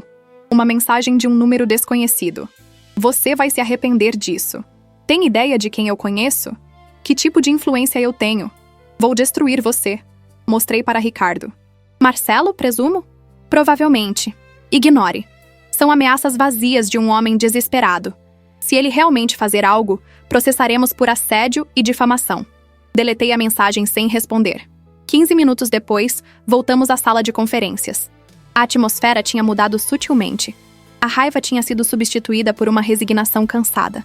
Alberto estava sentado com os ombros curvados, parecendo ter envelhecido mais alguns anos. Beatriz tinha o olhar distante de alguém processando uma realidade indesejada. Marcelo estava no canto da sala, longe da mesa, como se já tivesse sido excluído. Bem, Dr. Santos começou cuidadosamente. Meus clientes gostariam de fazer algumas perguntas sobre os termos propostos. Claro, respondi, sentando-me. Primeiro sobre sua posição como CEO interina. Você mencionou 6 meses. Isso é negociável? Pode ser estendido se necessário para completar a reestruturação, mas não menos que 6 meses. Preciso de tempo suficiente para implementar mudanças significativas. Segundo, sobre a auditoria das transações passadas. Isso inclui períodos em que o Sr. Alberto Ferreira era CEO? Inclui tudo. Não estou acusando Alberto de irregularidades, mas precisamos de um quadro completo para seguir em frente. Se tudo estiver em ordem nesses períodos, ótimo. Se houver problemas, precisamos saber. Alberto assentiu lentamente. Não tenho nada a esconder. Quando eu administrava, tudo era documentado adequadamente. Terceiro, Dr. Santos continuou. Sobre a injeção de capital. 5 milhões de euros em troca de quê? Você já tem 71%. Quer mais equity? Não. O capital é um empréstimo para a empresa, com taxa de juros justa de mercado. Ou pode ser tratado como investimento adicional que será convertido em serviços futuros ou dividendos. Podemos estruturar como for melhor do ponto de vista fiscal. O objetivo não é diluir ainda mais a participação da família. É salvar a empresa. Beatriz falou pela primeira vez desde o intervalo. Por quê? Se você nos odeia tanto, por que salvar a empresa? Era uma pergunta honesta que merecia uma resposta honesta. Porque aprendi, talvez tarde demais, que a melhor vingança não é destruir seus inimigos, é superá-los. Além disso, há 42 funcionários nesta empresa. Pessoas como Paula lá fora, a recepcionista que sempre foi gentil comigo, pessoas que têm famílias, hipotecas, sonhos. Eles não merecem perder seus empregos porque a gestão foi incompetente. E sim, parte de mim quer provar que a garçonetezinha pode fazer melhor do que o herdeiro privilegiado. Não vou mentir sobre isso. Silêncio. Então, Alberto se levantou lentamente. Eu aceito os termos. Voto a favor de todas as suas propostas. Beatriz olhou para o marido em choque. Alberto, você não pode. Posso e vou. Ela está certa. Marcelo destruiu tudo que construímos. Se não fizermos algo drástico agora, perdemos tudo. Pelo menos assim temos uma chance. Ele olhou diretamente para mim. Você tem meu apoio, Ana Clara. Prove que está à altura da tarefa. E você, senhora Ferreira? Perguntei a Beatriz. Ela estava chorando silenciosamente novamente. Vocês estão todos loucos, dando nossa empresa para ela. Mas sua voz não tinha força. Era a lamentação de alguém que já sabe que perdeu. Seu voto, senhora? Ricardo pressionou. Sim, ela sussurrou finalmente. Sim, aceito. Que Deus nos ajude. Todos olharam para Marcelo. Ele ainda estava no canto, encolhido, diminuído. Meu voto não importa, importa? Ele disse amargamente. Importa para o registro, Dr. Santos disse gentilmente. É melhor que isso seja unânime. Então não, Marcelo disse com desafio. Voto contra. Contra tudo. Mas sei que estou perdido. Parabéns, Ana. Você venceu. Espero que esteja feliz. Não se trata de felicidade, respondi. Nunca foi. Ricardo começou a formalizar as votações. Primeira moção. Destituição do Sr. Marcelo Ferreira como CEO da imobiliária Ferreira e Associados. A favor? Alberto e Beatriz levantaram as mãos relutantemente. 71% a favor, 20% contra, 9% a favor. Moção aprovada. E assim por diante. Cada item da agenda sendo votado. Cada mudança sendo oficializada. 40 minutos depois, estava feito. Eu era oficialmente a CEO da imobiliária Ferreira e Associados. A empresa que me desprezou era agora minha para reconstruir ou arruinar como eu quisesse. O poder era embriagante e aterrorizante em igual medida. Gostaria de dizer algumas palavras finais, disse quando as formalidades foram concluídas. Sei que hoje foi difícil para todos. Mudanças sempre são. Mas quero deixar claro que meu objetivo não é punir ou humilhar ninguém. É construir algo sustentável. Se trabalharem comigo, se estiverem dispostos a deixar o passado para trás e focar no futuro, podemos fazer desta empresa algo melhor do que jamais foi. Belas palavras, Marcelo cuspiu. Vamos ver quanto tempo duram quando você estiver realmente fazendo o trabalho. Verei você na segunda-feira, então? Respondi calmamente. Afinal, você ainda tem sua participação acionária. Seria prudente manter-se informado sobre o que está acontecendo com seu investimento. Ele saiu sem responder, batendo a porta atrás de si. Alberto e Beatriz se levantaram mais lentamente. Alberto estendeu a mão. Apertei-a, sentindo a palma áspera de décadas de trabalho. Boa sorte, ele disse simplesmente. Vai precisar. Sei disso. Depois que todos saíram, era apenas eu e Ricardo na sala de conferências. Olhei ao redor do espaço que agora era meu território. O escritório do CEO ficava 3 portas adiante. Em breve, eu me mudaria para lá. Sentaria naquela cadeira de couro. Tomaria decisões que afetariam dezenas de vidas. Como se sente? Ricardo perguntou. Aterrorizada, admiti. E mais viva do que me senti em anos. Ele sorriu. Bem-vinda ao mundo dos negócios, CEO Tavares. Meu primeiro dia oficial como CEO da imobiliária Ferreira e Associados começou às 7 da manhã de uma segunda-feira chuvosa. Cheguei antes de qualquer funcionário usando meu próprio conjunto de chaves que Ricardo havia providenciado. O escritório vazio tinha uma qualidade fantasmagórica. As luzes automáticas acendendo seção por seção enquanto eu caminhava pelos corredores. Parei diante da porta do escritório do CEO. Uma placa de bronze ainda dizia Marcelo Ferreira, CEO. Removi-a cuidadosamente e a coloquei em uma caixa que havia trazido. Não por crueldade, mas porque era hora de um novo capítulo. Uma nova placa seria instalada na próxima semana. Ana Clara Tavares, CEO. O escritório era exatamente como Marcelo o deixara. Masculino, tradicional, com móveis de madeira escura e fotografias da família Ferreira nas paredes. 3 gerações de homens internos olhando para baixo com expressões sérias. Havia também fotos dele com políticos locais, celebridades menores, clientes importantes. Mas nenhuma foto nossa. Nenhuma. 7 anos de casamento e eu havia sido apagada de sua vida profissional como se nunca tivesse existido. Comecei a esvaziar o espaço. As fotos foram para uma caixa. Os troféus de golfe e prêmios da indústria foram embalados. Os charutos caros no umidor, a garrafa de uísque de 20 anos na credenza, até os livros que provavelmente nunca foram lidos, apenas exibidos para impressionar clientes. Tudo foi sistematicamente removido, catalogado, preparado para ser devolvido ou descartado. Às 8h30, Paula chegou. Ela parou na porta do escritório, olhando para mim com olhos arregalados enquanto eu organizava caixas. Senhora Tavares, eu não sabia que você estava aqui. Posso ajudar? Bom dia, Paula. Pode, na verdade. Preciso que você convoque uma reunião com todos os funcionários para as 10 horas.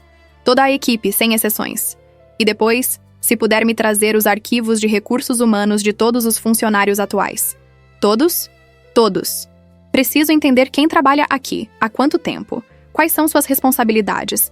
Também vou precisar de acesso total aos sistemas da empresa.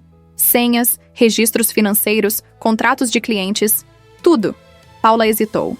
Alguns desses sistemas, o Sr. Marcelo tinha acesso exclusivo. Ele mudou as senhas quando soube sobre a mudança. Sorri sem humor. Claro que mudou, não tem problema. Temos um especialista em TI vindo às 9 para resetar tudo. Marcelo não é mais um funcionário autorizado desta empresa.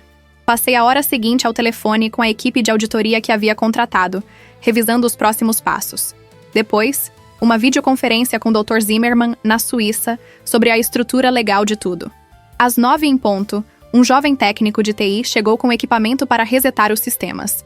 Às 9h40, eu tinha acesso total a tudo. O que encontrei foi pior do que a auditoria inicial havia revelado. Marcelo não apenas fez investimentos ruins. Ele sistematicamente desviou fundos, inflou despesas, criou contratos fictícios com empresas que provavelmente eram fachadas. Os 300 mil euros que a auditoria encontrara eram apenas a ponta do iceberg. Havia potencialmente mais de $500 mil em fundos não contabilizados. Fiz anotações meticulosas, documentando cada irregularidade, cada transação suspeita.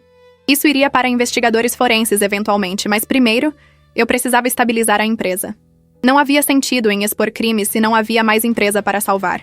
Às 10 horas, desci para a sala de reuniões grande. Todos os 42 funcionários estavam lá, sussurrando nervosamente entre si. Conversas pararam quando entrei. Vi rostos familiares, pessoas com quem havia conversado em eventos da empresa, que haviam sido educadas comigo quando eu era apenas a esposa do Marcelo. Agora me olhavam com uma mistura de curiosidade, apreensão e, em alguns casos, medo. Bom dia a todos, comecei, ficando de pé na frente da sala. Sei que as últimas semanas foram turbulentas. Mudanças de controle nunca são fáceis, e sei que muitos de vocês estão preocupados com seus empregos, com o futuro desta empresa. Quero ser direta com vocês porque merecem honestidade. Fiz uma pausa, olhando ao redor da sala. Esta empresa está em sérias dificuldades. A má gestão dos últimos anos nos colocou em dívida significativa. Temos projetos parados, propriedades não vendidas e multas acumulando diariamente. Se nada fosse feito, estaríamos falidos em menos de um ano. Murmúrios de choque percorreram a sala. Claramente, nem todos sabiam da gravidade da situação. Mas, continuei, minha voz ficando mais firme, não vim aqui para fechar portas. Vim para abrir novas. Nos próximos 6 meses, implementaremos uma reestruturação completa. Vamos renegociar dívidas, liquidar ativos problemáticos e reposicionar a empresa em segmentos mais sustentáveis do mercado imobiliário. Será difícil, haverá mudanças, mas se trabalharmos juntos, podemos não apenas sobreviver, mas prosperar. Uma mão se levantou. Era Jorge, o gerente de vendas, um homem nos seus 50 anos que estava na empresa há 20. Senhora Tavares, com todo respeito, quais são suas qualificações para liderar esta empresa? Você tem experiência em gestão imobiliária? Era uma pergunta justa. Tenho formação em administração. Passei 7 anos observando esta empresa de perto, aprendendo seus processos, seus desafios, seus clientes. E sim, tenho muito a aprender. É por isso que estou contratando consultores especializados, auditores e, eventualmente, um CEO permanente com experiência comprovada. Mas no curto prazo, garanto que me importo mais com o sucesso desta empresa do que a gestão anterior jamais se importou. Outra mão. Carla, da contabilidade. Os salários estão seguros? Ouvi rumores. Os salários serão pagos pontualmente. Tenho capital suficiente para garantir isso. De fato, vou começar a corrigir algumas disparidades salariais que notei nos registros. Alguns de vocês estão sendo significativamente subpagos para suas responsabilidades. Isso causou uma reação positiva. Vi expressões mudando de apreensão para interesse cauteloso. Mas acrescentei. Preciso de transparência total. Se alguém aqui sabe de irregularidades, de problemas que foram escondidos, de clientes insatisfeitos que foram ignorados, preciso saber. Não haverá retaliações por honestidade. Na verdade, premiá-la. Mas se descobrir que informações críticas foram ocultadas para proteger a gestão anterior, haverá consequências. Passei a próxima hora respondendo perguntas, ouvindo preocupações, explicando a visão de futuro. No final, pelo menos metade da sala parecia genuinamente aliviada. A outra metade ainda estava reservada, adotando uma postura de esperar para ver. Era compreensível.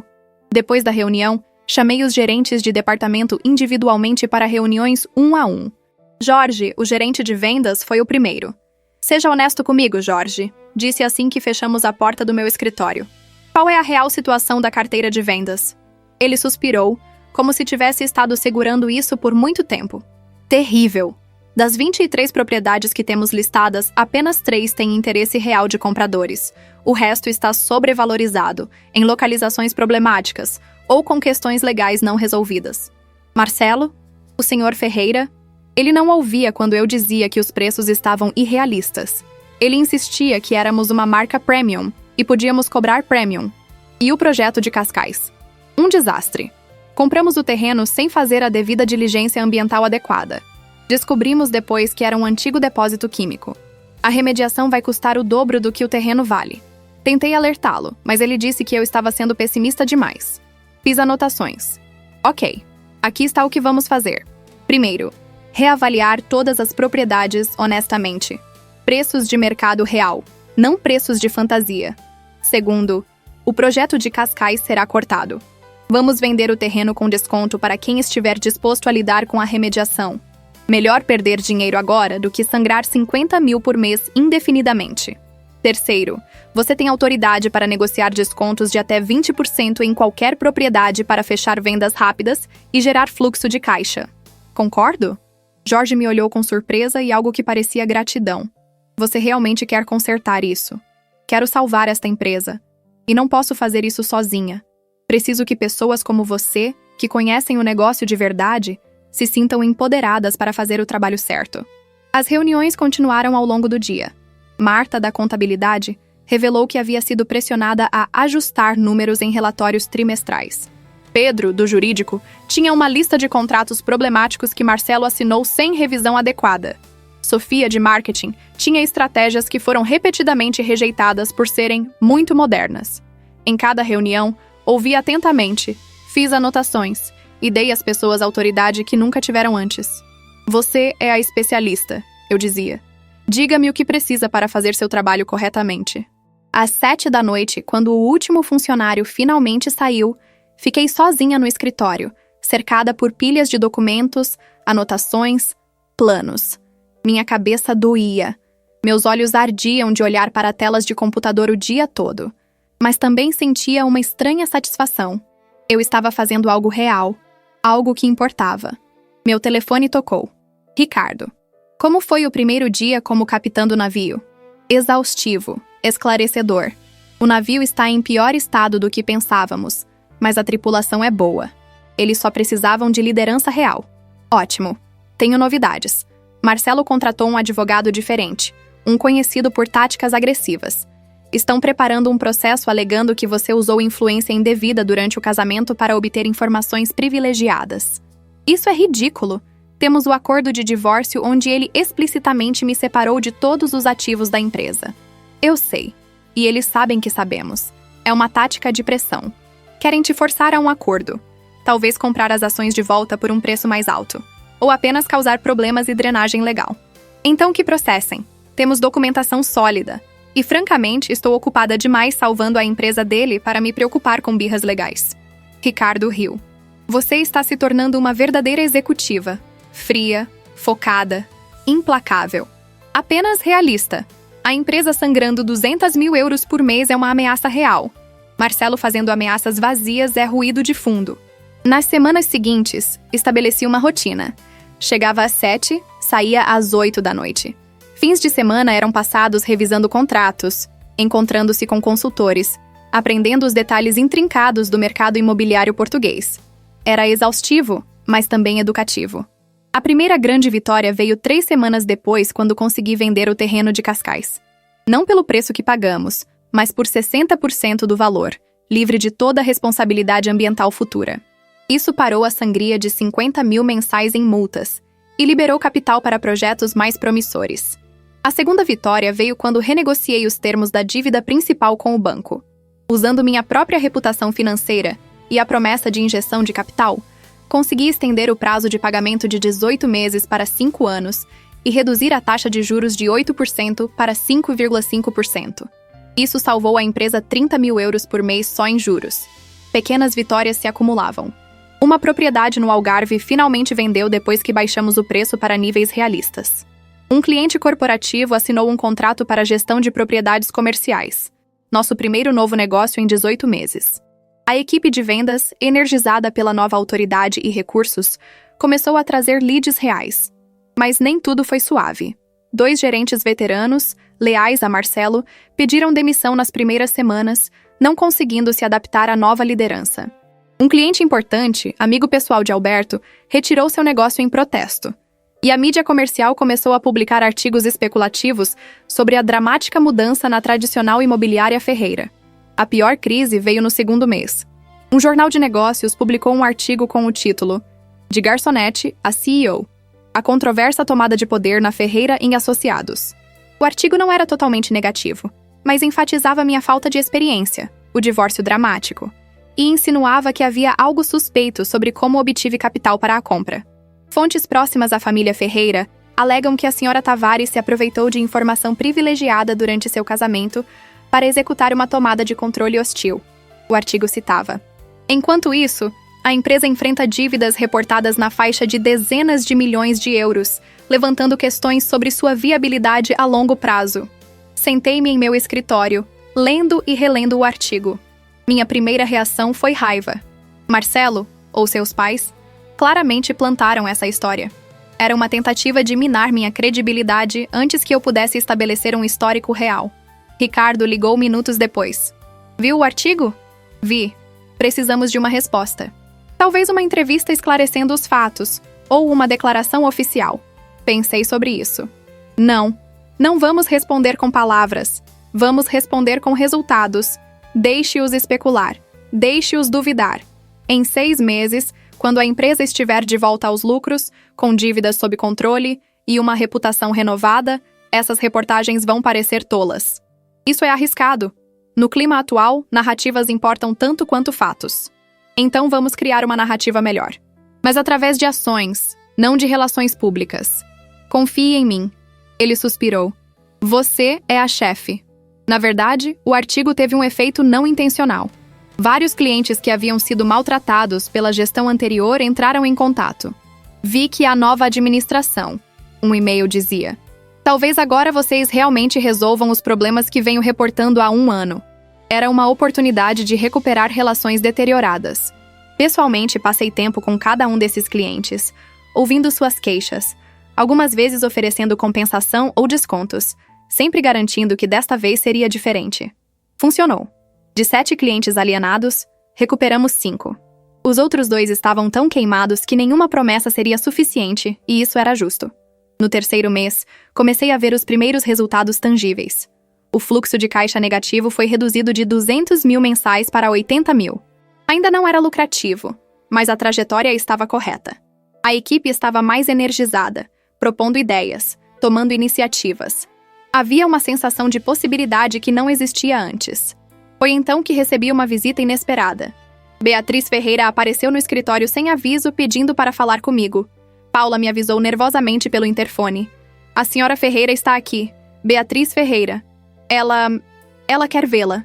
Mande-a entrar, respondi, curiosa apesar de mim mesma. Beatriz entrou no escritório que já não parecia mais com o território de Marcelo. Eu havia redecorado modestamente. Cores mais claras, algumas plantas, arte local nas paredes ao invés de fotos da família Ferreira. Era profissional, mas menos austero. Acolhedor, mas ainda sério. Ela parou, olhando ao redor, processando as mudanças. Você mudou tudo. Era necessário. Criar uma nova cultura requer novos espaços. Por favor, sente-se. Ela se sentou rigidamente na cadeira de frente para minha mesa. Parecia menor de alguma forma, menos formidável do que em minhas memórias. Ou talvez eu apenas estivesse maior. Vim ver por mim mesma. Ela começou sem preâmbulos. Ver o que você fez com a nossa empresa. E o que você viu? Funcionários trabalhando. Quando passei pela recepção, ouvi risadas. Risadas. Não ouvia isso aqui há anos. Paula me cumprimentou com um sorriso genuíno. Não aquele sorriso tenso de alguém que está constantemente nervoso. Esperei. Ela tinha vindo aqui por um motivo. E não era apenas para comentar sobre a moral dos funcionários. Alberto, meu marido, ele revisou os números financeiros. Os reais, não os que Marcelo mostrava. Disse que você de fato está estabilizando a situação. Que sua estratégia está funcionando. Está. Lentamente, mas está. Ele também disse que você poderia ter processado Marcelo criminalmente por desvio de fundos. que havia evidência suficiente, mas não fez. Não, porque processá-lo não recuperaria o dinheiro e só criaria mais publicidade negativa para a empresa. Preferi focar em consertar os problemas ao invés de punir os responsáveis, pelo menos por enquanto. Beatriz ficou em silêncio por um longo momento. Eu a tratei terrivelmente. Durante anos, chamei você de nomes cruéis. Fiz você se sentir inferior, indesejada. E você tinha todo o direito de destruir tudo em vingança. Mas não fez. Por quê? Era uma pergunta que eu mesma tinha feito várias vezes nas últimas semanas. Porque percebi que destruir algo não me faz mais forte. Construir, sim. E porque há pessoas aqui que dependem desta empresa para sustentar suas famílias. Eles não merecem sofrer pelos pecados da gestão anterior. Então você é melhor do que nós, ela disse baixinho. Melhor do que imaginei, do que quis admitir. Não se trata de ser melhor ou pior. Trata-se de escolher que tipo de pessoa você quer ser quando tem poder. Vocês me ensinaram como não exercê-lo. Por isso, de certa forma, agradeço as lições. Beatriz piscou rapidamente, lutando contra lágrimas. Eu vim aqui preparada para odiá-la, para encontrar evidência de que você estava destruindo o legado da minha família.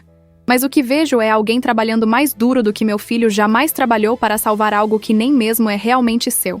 São 71% meu, corrigi gentilmente. Mas entendo o que quer dizer. Ela se levantou para sair, então hesitou. Ana Clara, eu nunca vou ser sua amiga. Não posso simplesmente esquecer anos de tudo, mas posso respeitar o que você está fazendo. E posso parar de trabalhar ativamente contra você. É tudo que posso pedir. Depois que ela saiu, fiquei sentada em silêncio por um longo tempo. Não era um pedido de desculpas, não realmente, mas era um reconhecimento. E vindo de Beatriz Ferreira, era algo próximo de uma rendição. O quarto mês trouxe o primeiro lucro. Pequeno, apenas 15 mil euros, mas era lucro. Pela primeira vez em 18 meses, a empresa não estava sangrando dinheiro. Chamei uma reunião de toda a equipe para celebrar. Vocês fizeram isso, disse para a sala cheia. Cada venda, cada contrato renegociado, cada cliente recuperado. Este é o resultado do trabalho de vocês, e é apenas o começo. A sala explodiu em aplausos. Vi rostos orgulhosos, sorrisos genuínos. Jorge, o gerente de vendas, tinha lágrimas nos olhos. Achei que não sobreviveríamos, ele me disse depois. Você provou que eu estava errado. Nós provamos. Isso nunca foi sobre uma pessoa, sempre foi sobre a equipe. O quinto mês marcou uma mudança decisiva. Não apenas em números, mas em percepção. A mesma revista de negócios que havia publicado o artigo questionando minha competência, agora queria fazer uma matéria de capa sobre a surpreendente recuperação da Ferreira em Associados. Recusei educadamente. Ainda não estava pronta para holofotes. Havia muito trabalho a fazer. Mas a atenção positiva trouxe algo inesperado. Ofertas. Investidores querendo comprar participações. Empresas maiores sugerindo fusões. Um fundo imobiliário internacional propondo uma parceria estratégica. Cada reunião foi uma aula em si mesma sobre como o mundo dos negócios realmente funcionava, quando você tinha algo que outros queriam. Você está se tornando uma jogadora real no mercado, Ricardo comentou durante uma de nossas reuniões semanais. 6 meses atrás, você era a ex-esposa rejeitada. Hoje é uma CEO que virou uma empresa falida. As pessoas notam esse tipo de coisa. Ainda temos um longo caminho, respondi, sempre cautelosa com otimismo prematuro. Um trimestre de lucro não apaga anos de má gestão. Não, mas estabelece uma tendência. E tendências criam momentum. Foi durante uma dessas reuniões com potenciais parceiros que tive uma ideia. Um dos fundos interessados em investir mencionou que estava procurando entrar no mercado de habitação acessível em Portugal. É um setor em crescimento, o executivo explicou. A demanda é enorme, margem razoável, e você faz bem enquanto faz o bem. Habitação acessível. Pensei em minha mãe, que passou anos economizando para o depósito de um apartamento pequeno que nunca conseguiu comprar. Pensei nos funcionários da empresa, muitos vivendo em casas alugadas, sonhando com propriedade. Pensei em mim mesma. A garota que cresceu em apartamentos apertados, sempre temporários, nunca realmente um lar. E se, propus, criássemos uma divisão separada focada exclusivamente em habitação acessível? Não caridade, mas negócio real com margens sustentáveis. Propriedades de qualidade para famílias de classe média. O executivo se inclinou para a frente, interessado. Continue. A Ferreira sempre focou em luxo, em propriedades premium. Mas esse mercado é limitado e volátil. Habitação acessível é constante. As pessoas sempre precisam de lugares para viver, e com financiamento adequado e gestão eficiente, pode ser lucrativo. Passamos a próxima hora esboçando possibilidades. Parceria público-privada. Terrenos subutilizados nos arredores de Lisboa e Porto.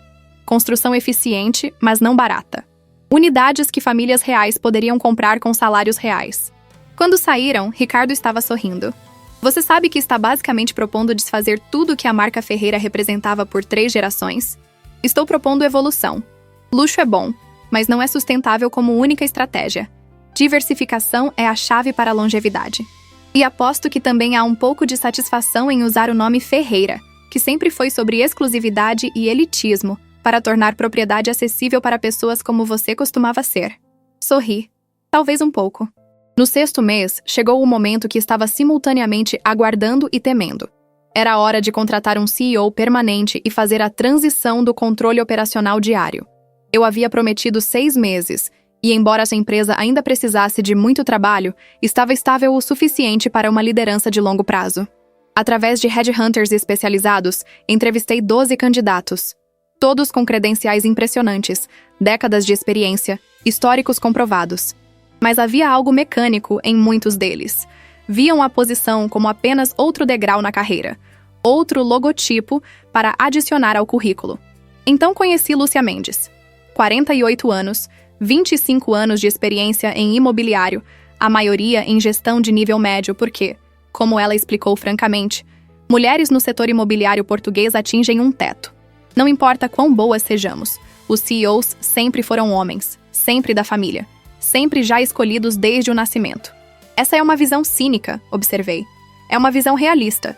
Mas ouvi dizer que você está mudando as regras, que promoveu 3 mulheres para posições de liderança nos últimos meses, que sua equipe de vendas de melhor desempenho agora é liderada por uma mulher de 29 anos que todos diziam ser jovem demais. Isso é verdade? É. Eu promovo baseado em mérito, não em gênero ou idade. Mas também reconheço que décadas de viés significam que talentos foram subvalorizados. Estou corrigindo isso. Lúcia se inclinou para a frente. Então deixe-me ser clara sobre o que trago.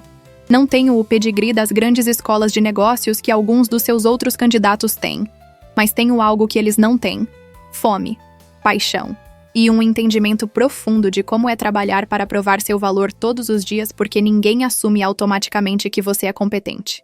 Contratei-a na hora. A transição foi gradual. Passei o 7º e 8º mês trabalhando lado a lado com Lúcia, transferindo conhecimento, apresentando-a a clientes-chave, garantindo que ela entendesse não apenas os números, mas a cultura que estávamos construindo. Ela era brilhante, fazendo perguntas que eu não havia considerado, vendo oportunidades que passaram despercebidas. Você sabe, ela me disse em uma de nossas últimas reuniões de transição, você poderia continuar fazendo isso. É boa nisso. Melhor do que imaginou, aposto. Talvez, mas esta nunca foi minha paixão. Fiz isso porque era necessário, porque precisava provar algo, talvez para mim mesma mais do que para os outros. Mas meu coração está em outro lugar. E onde está? Pensei no Sr. Antônio e seu restaurante, nos planos que tínhamos para a expansão. Pensei nas outras pessoas que haviam sido gentis comigo ao longo dos anos, quando eu não tinha nada. Pensei no dinheiro de Friedrich Mayer e como ele queria que fosse usado, para construir a vida que Helena deveria ter tido. Em ajudar pessoas que foram subestimadas a construir algo próprio. Em investir em negócios que façam diferença nas comunidades. Em provar que você não precisa nascer privilegiado para criar algo valioso. Lúcia sorriu. Você vai criar um fundo de investimento. Talvez. Ou uma incubadora. Ou apenas ser uma investidora anjo. Ainda não decidi completamente. Mas sei que quero usar os recursos que tenho para abrir portas que foram fechadas para pessoas como eu. Pessoas como nós. Lúcia corrigiu gentilmente. No 9º mês, a transição estava completa. Lúcia era oficialmente a CEO. Eu permanecia como presidente do conselho com minha participação acionária de 71%, mas não estava mais envolvida nas operações diárias. A empresa reportou seu melhor trimestre em 3 anos. A dívida havia sido reduzida em 40%. 3 novos contratos corporativos importantes foram assinados. E o projeto de habitação acessível estava em desenvolvimento, com financiamento aprovado e terreno adquirido. A mídia finalmente conseguiu sua entrevista. Não pude recusar para sempre. e Ricardo argumentou que era bom para os negócios. Sentei-me com uma repórter da mesma revista que havia questionado minha capacidade meses antes. Então, senhora Tavares, ela começou. Muitos chamam sua história de conto de fadas dos negócios. De garçonete a CEO. Como você responderia? Responderia que é uma simplificação perigosa. Não fui apenas uma garçonete. Estava pagando minha educação, aprendendo sobre trabalho duro, sobre servir pessoas, sobre humildade.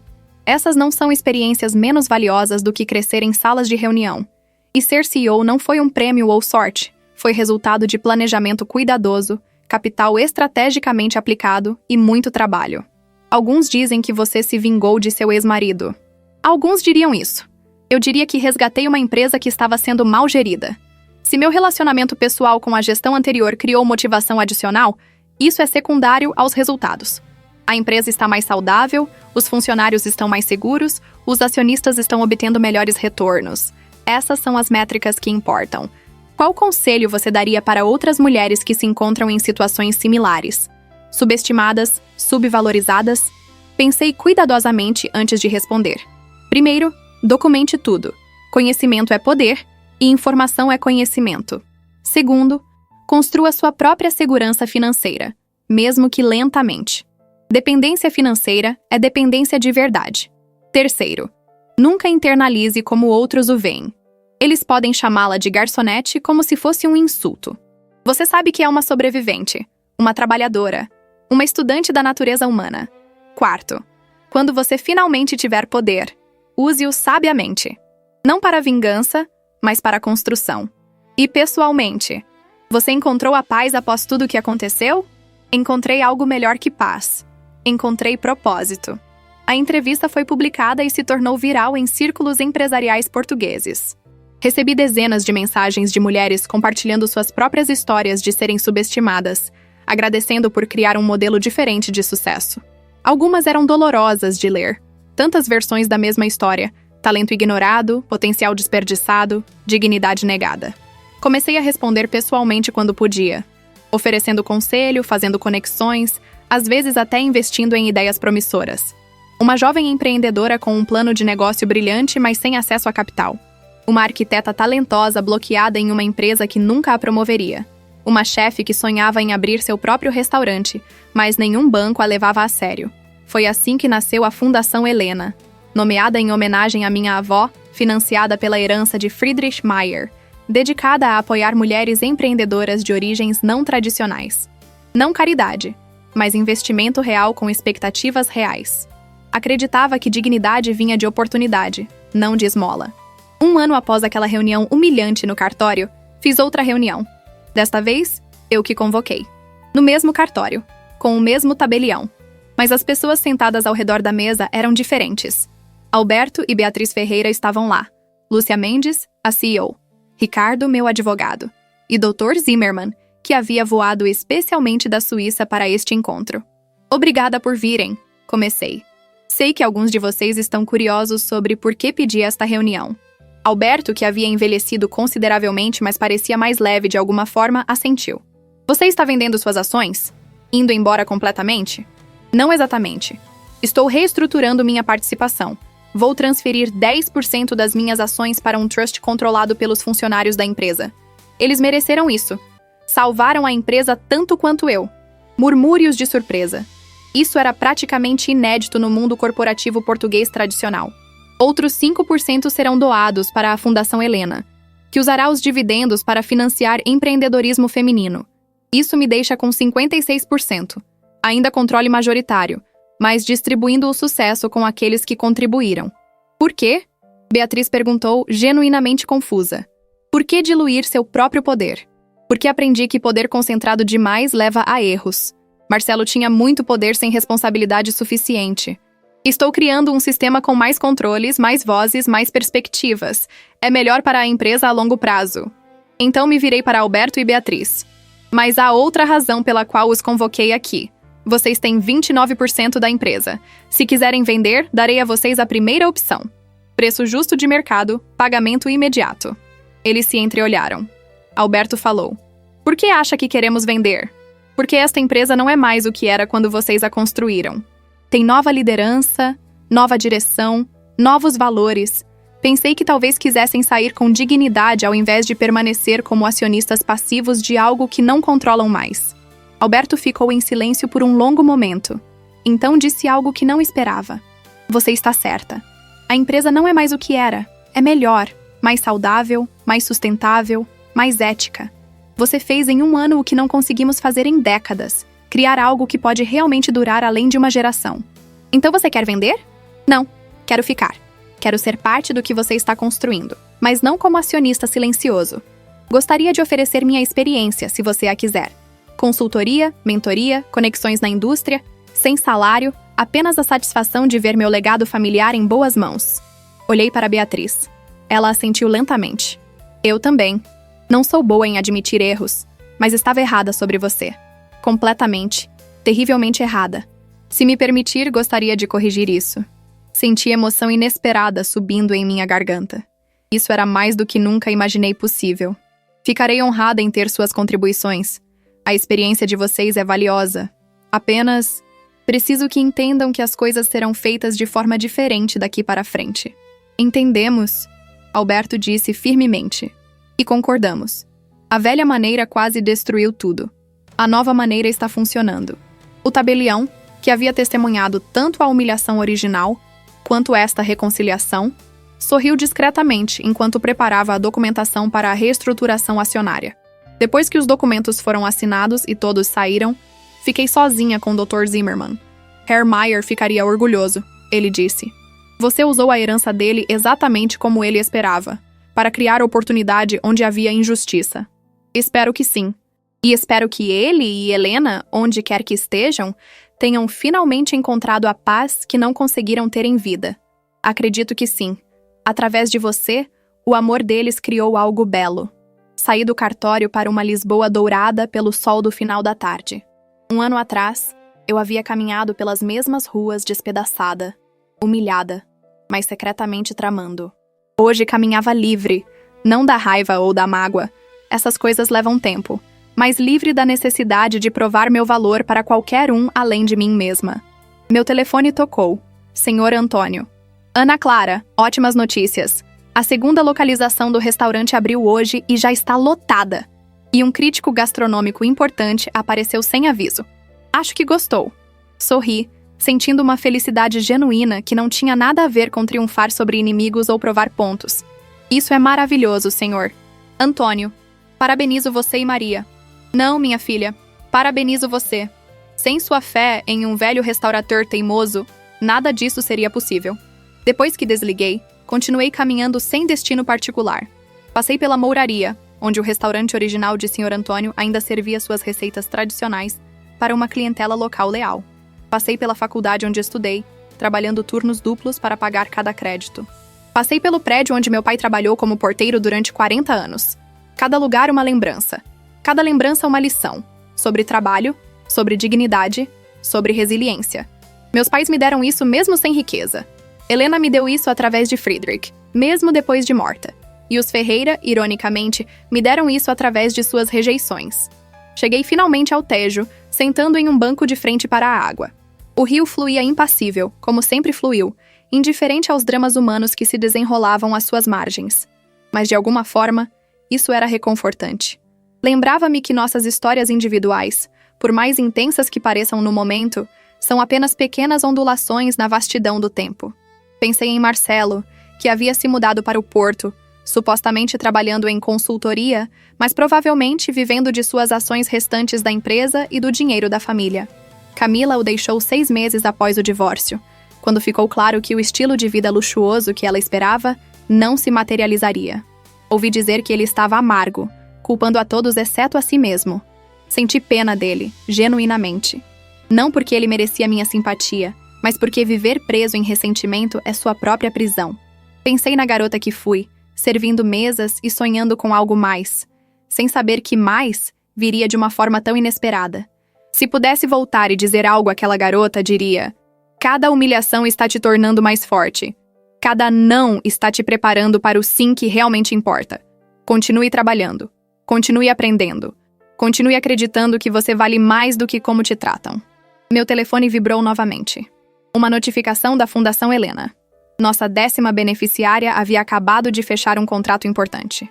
Uma mulher de 52 anos que passou 3 décadas como secretária e finalmente teve capital para lançar seu próprio serviço de gestão virtual de negócios.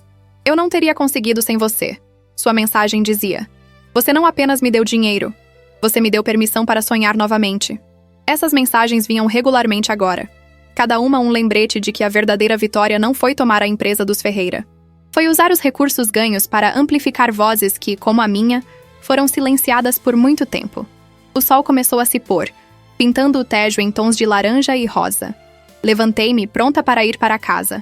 Não o apartamento que dividi com Marcelo, mas um novo espaço que escolhi, decorei, tornei meu. Pequeno, mas confortável, cheio de luz e plantas e livros. Um lar de verdade, finalmente. Enquanto caminhava, recebi uma última mensagem. Ricardo, a proposta do projeto de habitação acessível foi aprovada. Construção começa no próximo mês. 200 unidades na primeira fase. Parabéns, sócia. Sorri. 200 famílias teriam uma chance de propriedade. 200 versões da menina que fui. Crescendo em apartamentos alugados, sonhando com estabilidade. O nome Ferreira, que por tanto tempo representou exclusão, agora estaria em placas de bem-vindo ao lar de famílias trabalhadoras. Havia uma simetria poética nisso. Uma justiça que não veio de tribunais ou vingança, mas de transformação. De pegar algo que foi usado para me diminuir e moldá-lo em algo que elevasse outros. Não foi um final de conto de fadas. Ainda havia desafios pela frente. A empresa, embora estável, precisava de atenção constante. A fundação estava crescendo mais rápido do que antecipei, exigindo mais estrutura. E, pessoalmente, ainda estava aprendendo quem era eu, além de a ex-esposa ou a CEO improvável. Mas pela primeira vez em anos, talvez na vida toda, sentia-me ancorada. Não na aprovação de outros, não em títulos ou status, mas em algo mais profundo. Na certeza de que, independentemente do que viesse a seguir, eu havia provado, para mim mesma acima de tudo, que era capaz de muito mais do que qualquer um imaginou. A garçonetezinha havia crescido. Não em algo que os Ferreira reconheceriam ou valorizariam, mas em algo muito mais valioso. Em alguém que sabia seu próprio valor e não precisava que ninguém mais o validasse. E quando cheguei em casa naquela noite, quando coloquei a chave na fechadura da minha própria porta, do meu próprio espaço, comprado com meu próprio dinheiro, senti algo que não sabia que estava procurando. Paz. Verdadeira. Profunda. Merecida paz. Não porque havia vencido uma batalha contra os Ferreira, mas porque havia vencido a batalha mais importante. A que travamos conosco mesmos quando o mundo nos diz que não somos suficientes e temos que decidir se acreditaremos neles ou em nós. Escolhi acreditar em mim. E essa escolha fez toda a diferença.